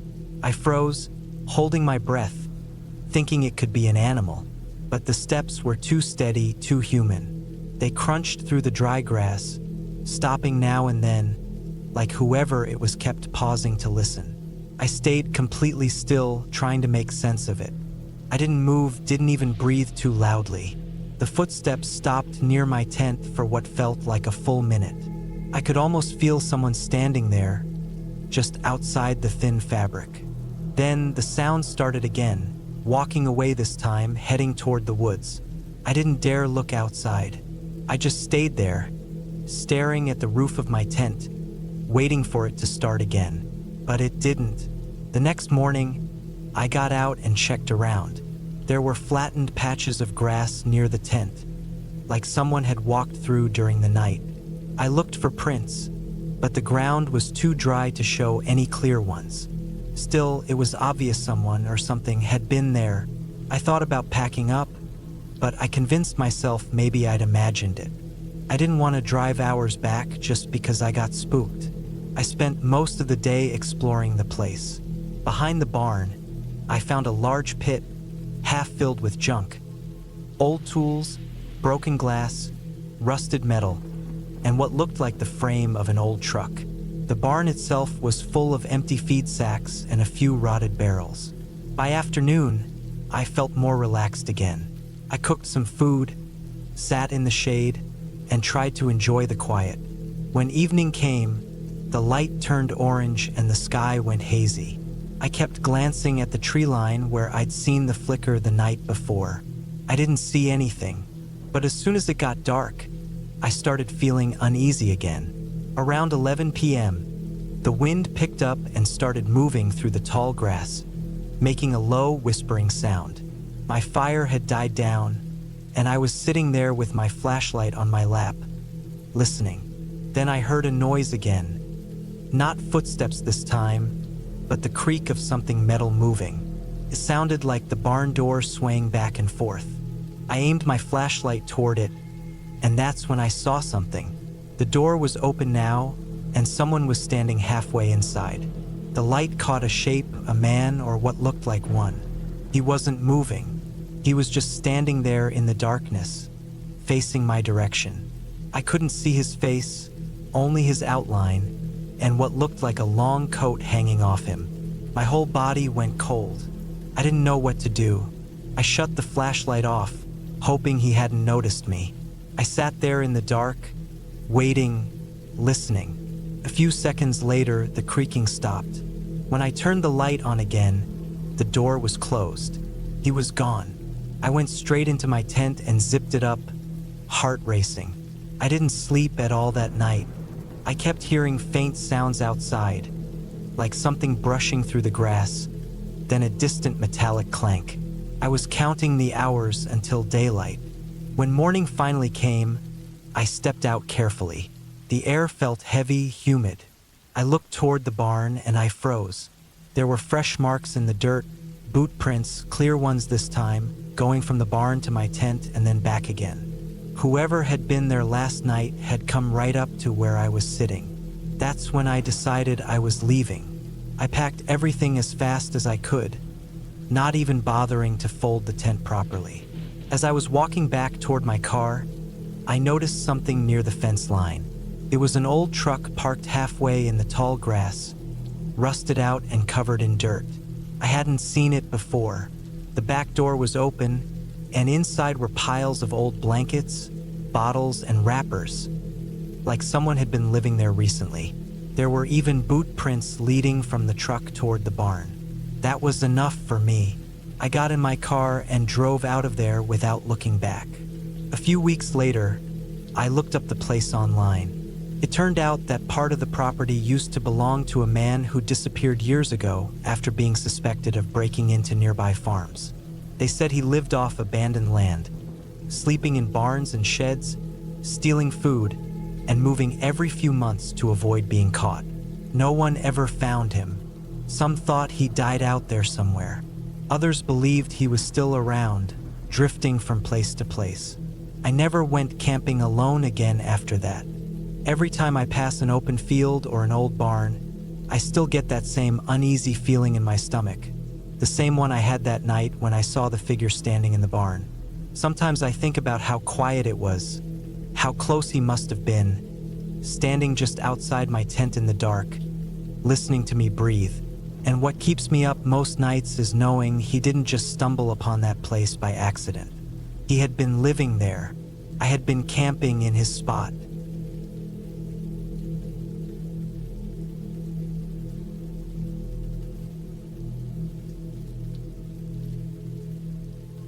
It was late September 2016. The weather had started to cool down a bit, that perfect in-between of summer heat and fall chill. I had taken a few days off work to clear my head, and I decided to drive out to a forested area in northern Minnesota with my dog, a 6-year-old black Labrador named Ranger. I'd always found comfort in the quiet, away from traffic, phones, and people. Just me, my dog, and the steady sound of the wind pushing through trees. The drive took about 5 hours. By the time I reached the forest, the sun was leaning low, that orange kind of light stretching through the trees. I found a spot near a small creek, a little clearing surrounded by tall pines. The air was clean and sharp with that earthy smell of damp leaves and wood. I parked the truck off the dirt trail, unloaded my gear, and started setting up camp. Ranger sniffed around, tail wagging, running through the brush, occasionally stopping to stare at something invisible to me. I hammered the tent stakes deep, unpacked the cooler, and set up a small fire ring with rocks I found nearby. The forest was quiet except for the occasional crack of branches under his paws and the water moving down the creek. By nightfall, I had a small fire going and dinner warming on a pan. Just canned chili and bread, simple stuff. Ranger sat close to the fire, his eyes catching the light. The night settled heavy, thick with the sound of crickets and distant frogs. I remember looking up and seeing the stars clearer than I'd seen them in years, scattered across the black sky. The temperature dropped fast, and I wrapped myself in my jacket, leaning against a log as Ranger curled up by my feet. At some point, I must have drifted off because I woke to the sound of something moving near the tent. The fire had burned down to red embers. I sat still, trying to focus. Ranger's ears were perked up, his body tense. He gave a low growl, not loud, just that deep warning sound he made when something wasn't right. I reached for the flashlight and flicked it on, the beam slicing through the dark. At first, I didn't see anything. Just the trees, the shapes of bushes, the gleam of the creek. Then I caught a glimpse of movement, quick, low, maybe 30 or 40 feet away. I thought it was a deer at first, but the sound it made wasn't like any deer I'd heard. It was heavier, slower, like something moving on 2 legs, stepping carefully. I told myself it was probably another camper or a hunter, maybe lost. But there were no vehicles near mine when I arrived, and this area wasn't known for many visitors. Ranger stood up, his fur slightly raised, and kept staring toward the sound. It faded after a few minutes, and I sat awake for a long time after that, listening. Morning came cold and gray. The ground was wet from dew, and the air smelled like smoke and pine. I walked down to the creek with Ranger, letting him drink while I washed my face. Across the water, I noticed faint footprints in the mud. They weren't clear, but they were definitely human. Barefoot, maybe. It was hard to tell. They weren't mine and they weren't old. Edges still sharp, not filled in by water or leaves. I felt that strange pressure in my chest, that quiet kind of unease you can't explain. I decided not to think much of it. Maybe someone had passed through the night before. Still, I kept my knife closer on me and made sure my truck keys stayed in my pocket. The day went by slow. I spent it hiking along the trail, checking out an old logging road I'd seen on the map. Ranger stayed close, nose to the ground, tail moving slowly. The forest was thicker deeper in. Tall birches, fallen logs covered in moss, sunlight breaking through in dusty streaks. Every so often, I'd hear something far off, branches snapping, leaves rustling, but it always stopped when I did. By evening, I was back at camp, tired but calm. I made another fire, fed Ranger, ate some jerky and crackers, and sat watching the light fade. The forest turned that deep blue color right before dark. Ranger suddenly lifted his head, ears locked toward the tree line. I heard it again, that same slow movement through the brush. I stood up this time, flashlight ready, heart thudding so loud it felt like it echoed in my throat. The sound stopped. I swept the light across the trees. Nothing. Then, a faint metallic sound, like something brushing against metal, came from the direction of my truck.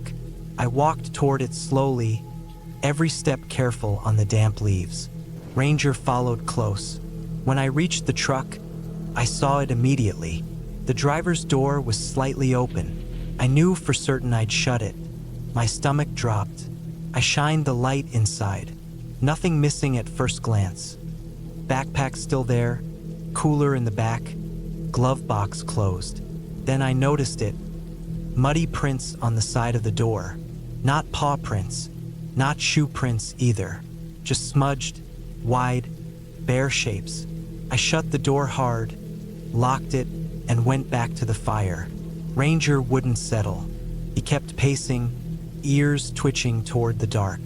I didn't sleep that night.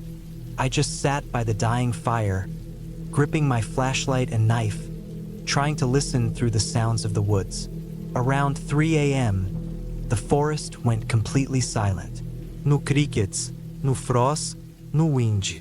Just stillness. I could hear my own breathing and Ranger's slow growl.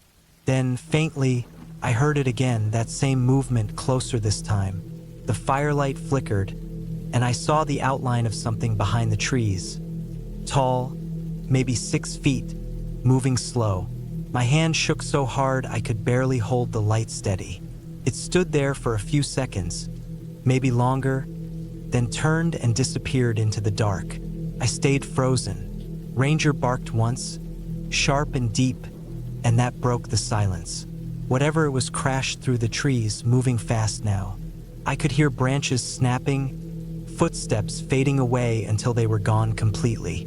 I didn't wait until morning.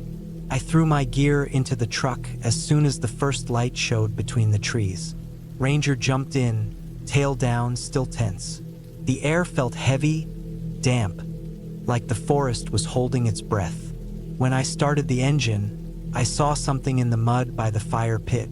Another footprint. Bare, long toes spread wide. Fresh. I drove the dirt road back toward the highway without looking in the mirrors. My hands gripped the wheel so hard they hurt. When we finally hit the paved road, I pulled over and just sat there for a few minutes, trying to calm down.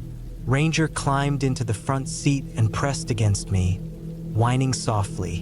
When I got home that afternoon, I checked everything again, trying to make sense of it. There was nothing missing from the truck, no sign of forced entry, nothing stolen.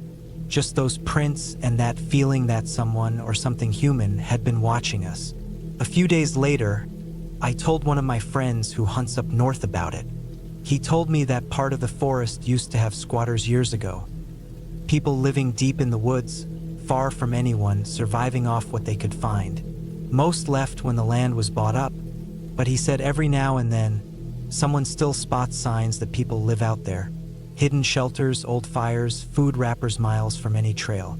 It made sense as much as I wanted it not to. Maybe it was someone still living out there, someone who didn't want to be found. Maybe they just came through my camp to see what I had, to scare me off. If that was their goal, it worked. I've never gone back there since. Sometimes, when I walk Ranger at night near my house, and I hear something move in the trees, that same uneasy feeling comes back. Like someone standing just out of sight, watching quietly. But I remind myself, it's not the forest that scared me that night. It was knowing how quiet a person can be when they want to.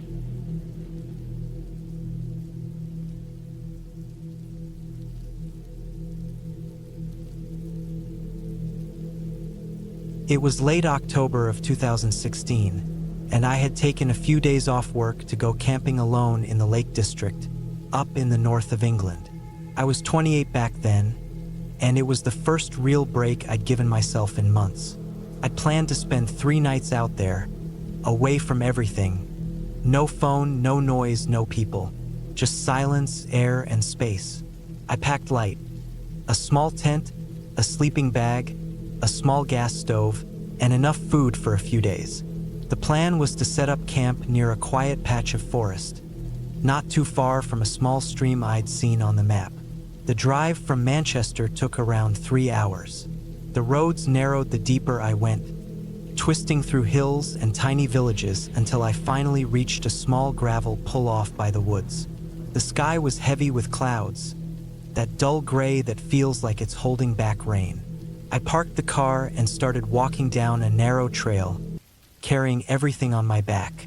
The ground was soft with fallen leaves, and the air smelled damp and earthy. It was colder than I expected, but the quietness of it all made it worth it. No engines, no voices, just whined through the branches. After an hour or so, I found a good spot. A small clearing surrounded by tall, thin trees, with the stream a short walk downhill. It looked untouched.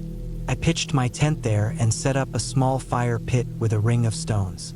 The light faded early that day, the kind of dim that sneaks up fast in autumn. I cooked a quick meal, warmed some soup on the little stove, and sat watching the fire until only the embers glowed. That first night was peaceful. The wind rattled the tent a bit, and a light drizzle came and went, but I slept fine. The next morning, I hiked further into the woods, following the stream as it curved north. I saw no one, not a single hiker or camper. Around mid-afternoon, the weather turned colder, and I decided to head back. On the way, I noticed something odd. An old, half-broken wooden fence running parallel to the stream, with pieces missing and moss covering most of it. Behind it were the remains of what looked like a stone wall, maybe from an old farm boundary or something. It looked forgotten. That night, I built another small fire and ate in silence again.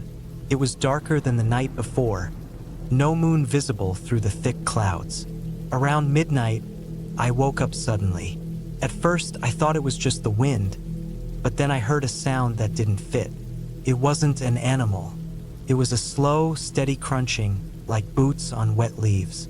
It stopped and started again. My first thought was that maybe someone was hiking late or maybe a local checking the area, but something about it felt off.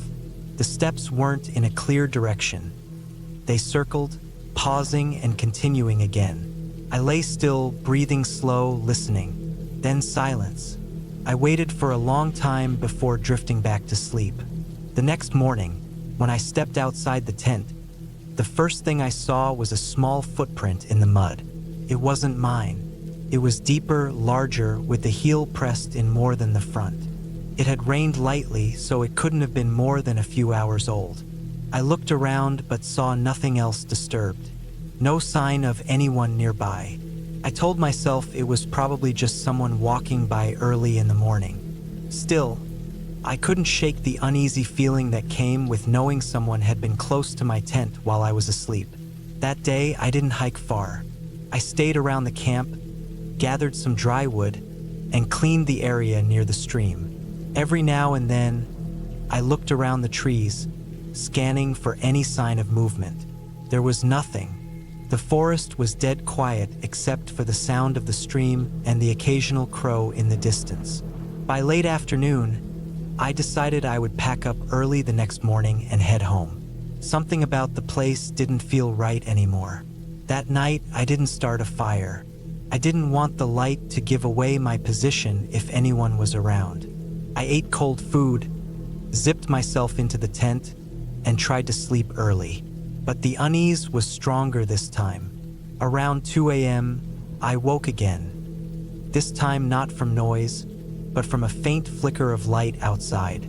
Through the thin layer of the tent, I could see the faint, unsteady glow of what looked like a flashlight or a lantern, moving slowly between the trees. It wasn't far, maybe 20, 30 meters away. It moved in small arcs, like someone sweeping the beam side to side. My chest felt tight. I didn't move a muscle. The light stayed for a while, sometimes still, sometimes moving. I couldn't hear footsteps, just the faint rustle of leaves. Then it went out completely. I waited for minutes, maybe longer, before peeking out through the small zip opening. The forest was pitch dark again. Nothing moved. I barely slept that night, every small sound making me jolt awake. When the first bit of daylight came, I got out and looked around again. I found nothing, no tracks, no sign of anyone. I started packing right then. I wanted out of there, but when I went to collect the trash bag I'd left tied to a branch a few meters from my tent, I froze.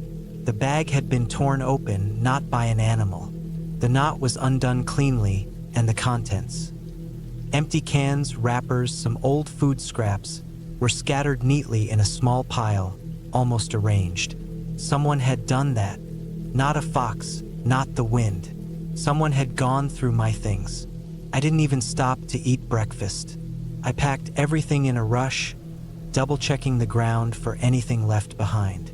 As I started walking back toward the trail, I kept turning around, convinced someone was behind me. The forest felt different in daylight, less peaceful, more watchful. About halfway back to where I'd parked, the path split near that same old wooden fence I'd noticed before. I don't know why, but I glanced over it one more time, and that's when I saw him. He was standing maybe 50 meters away, partly behind a tree, facing my direction. He wasn't moving, just standing there in the gray light. He looked tall, maybe 6 feet or more, wearing a dark jacket and trousers that looked too big, muddy at the bottom. His face wasn't clear, just pale and still with short hair. He didn't say anything, didn't move, just stood there, completely still, like he'd been watching me for a while. My heart started pounding so hard I could feel it in my neck. I didn't run right away. I just started walking faster, not taking my eyes off him. When I finally looked back again, he was gone. I don't know if he stepped behind the trees or walked off, but he vanished from sight. That was enough for me. I ran the rest of the way back. When I reached the car, I locked the doors and sat there for a few seconds, shaking. The woods behind me were silent again, but I couldn't stop picturing that man standing there, motionless, watching. I started the engine and drove until I hit the main road. I didn't look in the mirror much, just focused on getting out of there. When I got home, I dumped my gear in the garage and didn't touch it for weeks. I didn't tell anyone about what happened for a long time, not because I thought they wouldn't believe me, but because it didn't feel like something I could explain properly. It wasn't just fear. It was that deep, crawling feeling that someone had been around me for days without me realizing it. Someone had been close enough to touch my things, to walk circles around my tent at night, to watch me in the dark. A few months later, out of curiosity, I looked up old reports about that area. There had been a few disappearances over the years, hikers who never came back. Nothing recent, but enough to make me feel sick thinking about it. I haven't gone camping alone since then. Sometimes when I drive through quiet areas or stop by woods, I still catch myself glancing toward the trees, half expecting to see that same figure again. Just standing there, watching, waiting for me to look back.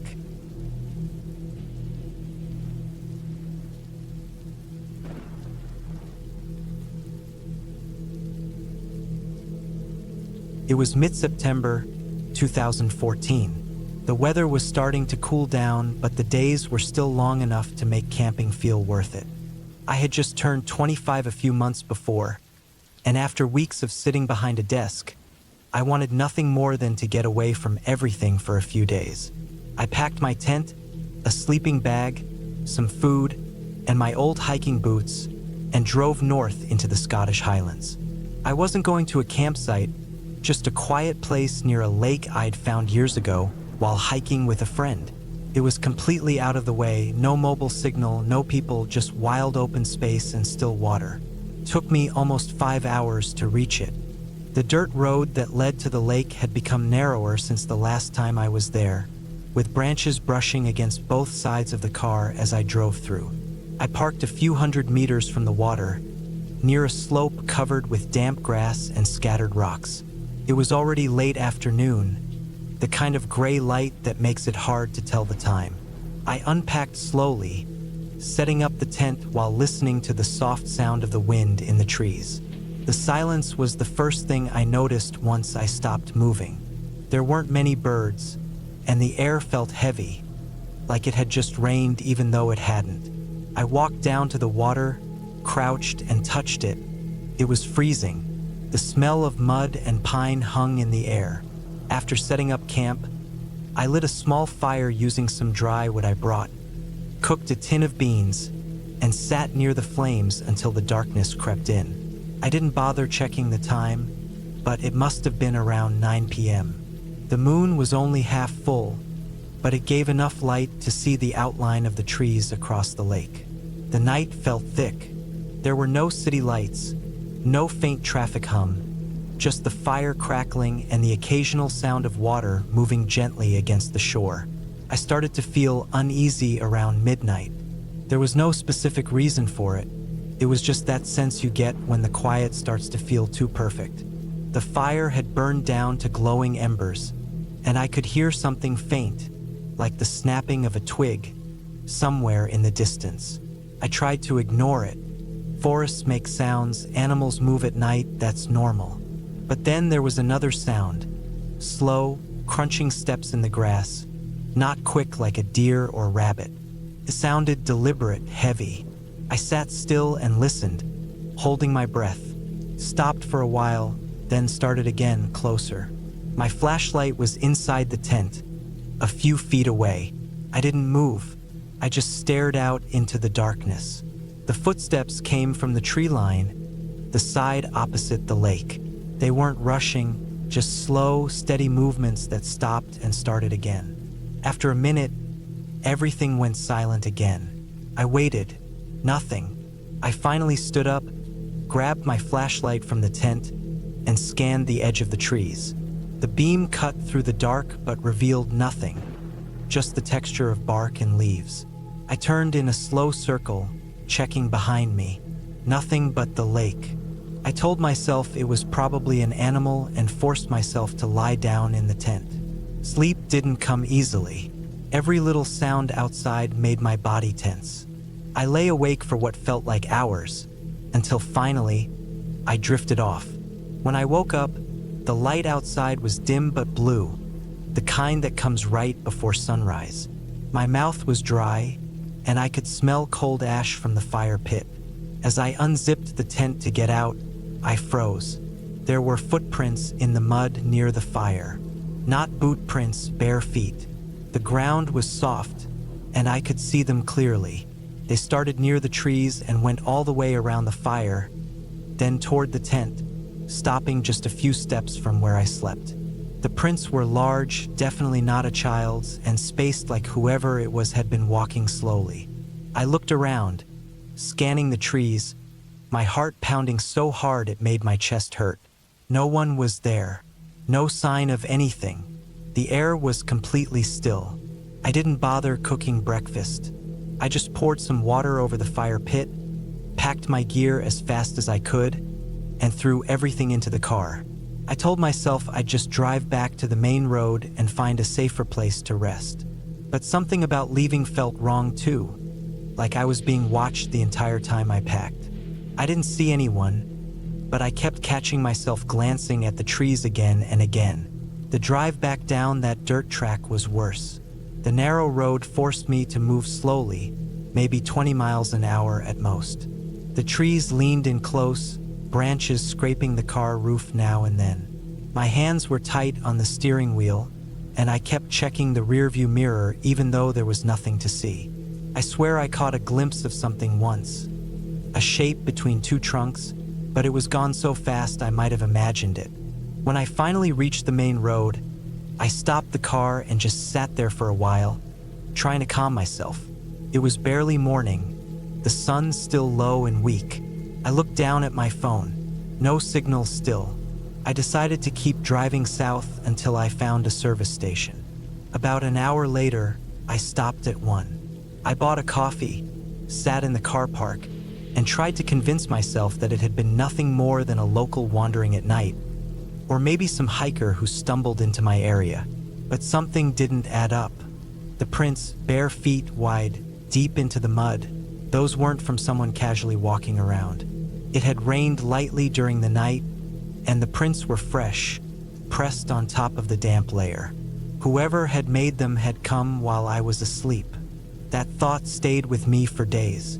I kept replaying the night in my head, thinking maybe I'd heard more sounds than I realized, or maybe I should have seen something when I shone the light into the woods. A week later, I went through my camping bag to unpack properly, and that's when I noticed something that made my stomach twist. One of my tent stakes was missing. I knew I'd packed them all because I counted when I set it up. I always did. There were supposed to be 8, but only 7 were there. I searched every pocket of the bag, every part of the tent roll, even the car trunk. It was just gone. Maybe I dropped it when I packed too fast, or maybe I left it by the fire without noticing. That's what I told myself at first. But then I remembered how the prints had circled the fire, how they had stopped right near the tent, just a few feet from my head while I was sleeping. The missing stake didn't feel like something I'd lost. It felt like something that had been taken. I never went back to that lake again. I thought about it once, maybe a year later, when I saw a picture online of a campsite nearby. The ground looked the same quiet water, the same line of trees on the far side. I could almost feel that same cold air on my face. But the thought of stepping back there made my skin crawl. It wasn't the idea of danger that scared me most. It was the thought of not knowing who or what had been there with me that night, walking barefoot in the mud, circling my fire while I slept only a thin layer of fabric away. Even now, sometimes when I go camping with friends, I wake up in the middle of the night and check the ground outside the tent, half expecting to see those same prints again. Nothing has ever shown up since. But that night, in that lonely part of Scotland, something or someone stood just a few feet away from me, and I'll never know why.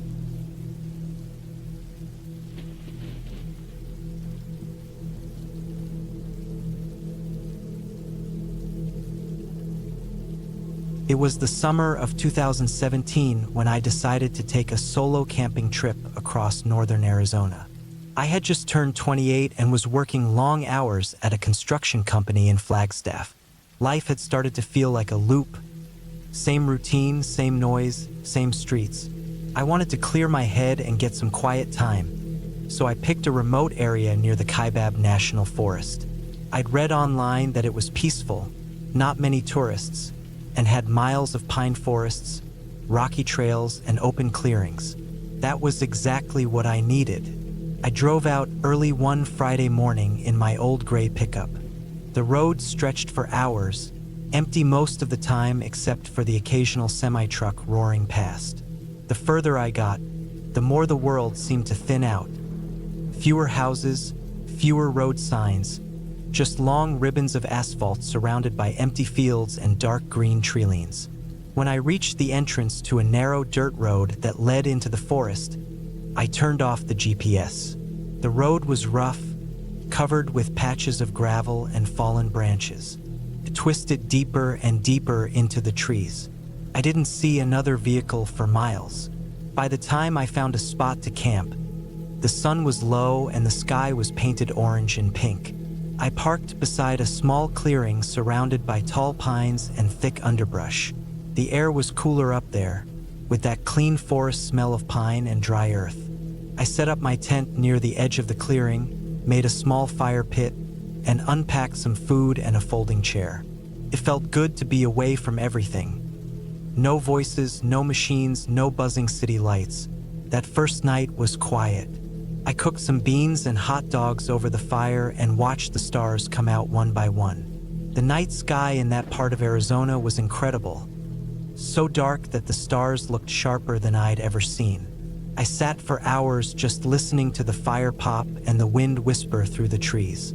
The only sounds were crickets and the occasional rustle of something small moving through the grass. It was peaceful in a way that made me forget about everything waiting for me back home. But around midnight, the peace started to feel different. The forest had a strange stillness, like the air had gone heavy. I noticed how quiet it suddenly got. The crickets stopped. Even the wind stopped moving. It was the kind of silence that felt unnatural, like the whole place was holding its breath. I remember sitting completely still, staring into the dark tree line. My fire had burned low, and the glow barely reached the edge of the clearing. I told myself it was just a coyote or maybe a deer, but I couldn't shake the feeling that something was there, watching me from the dark. After a few minutes, the quiet broke. A snap of a branch deep in the trees. It wasn't close, but it wasn't far either. It was the heavy kind of snap that came from something big stepping on it. I grabbed my flashlight and shined it toward the sound, but the beam only lit up the first few trees. I didn't see anything, but the feeling of being watched got worse. My skin prickled, and my chest felt tight. I told myself to relax, threw a few more logs on the fire, and sat back down. The sounds didn't come again, but the silence stayed until I fell asleep inside my tent. The next morning, the forest looked calm again. Sunlight cut through the branches, and the air smelled fresh after the cool night. I made coffee and walked around the clearing. About 20 yards away, I found footprints, not boots or shoes, but bare feet. They were bigger than mine, with deep imprints in the soft dirt.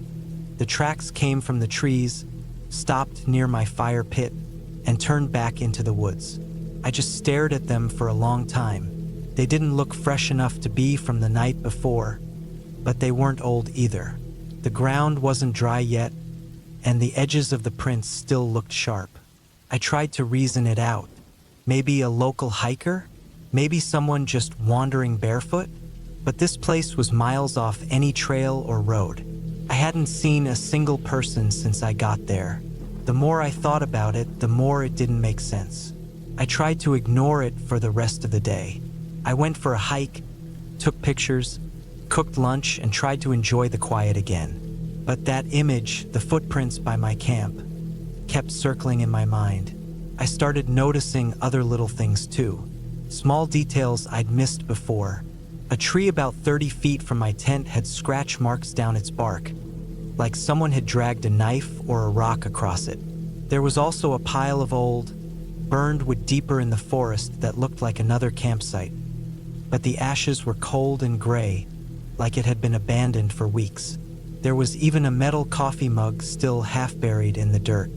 When evening came again, I built the fire higher and stayed close to it. The air turned cold fast.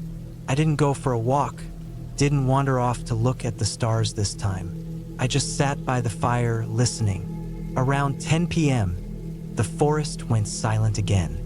That same heavy quiet. I could hear my own breathing. I turned my flashlight toward the trees, scanning back and forth, slow and steady. Then I caught movement just for a second. Something tall, slipping behind a tree. My stomach dropped. I stood up, shining the light toward where I'd seen it, but there was nothing now. The darkness seemed to swallow the beam whole.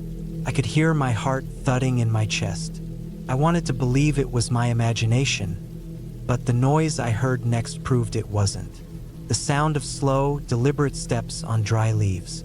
Not running, not wandering, walking. I went inside my truck, locked the doors, and sat there for hours with the flashlight off, gripping the handle of my knife.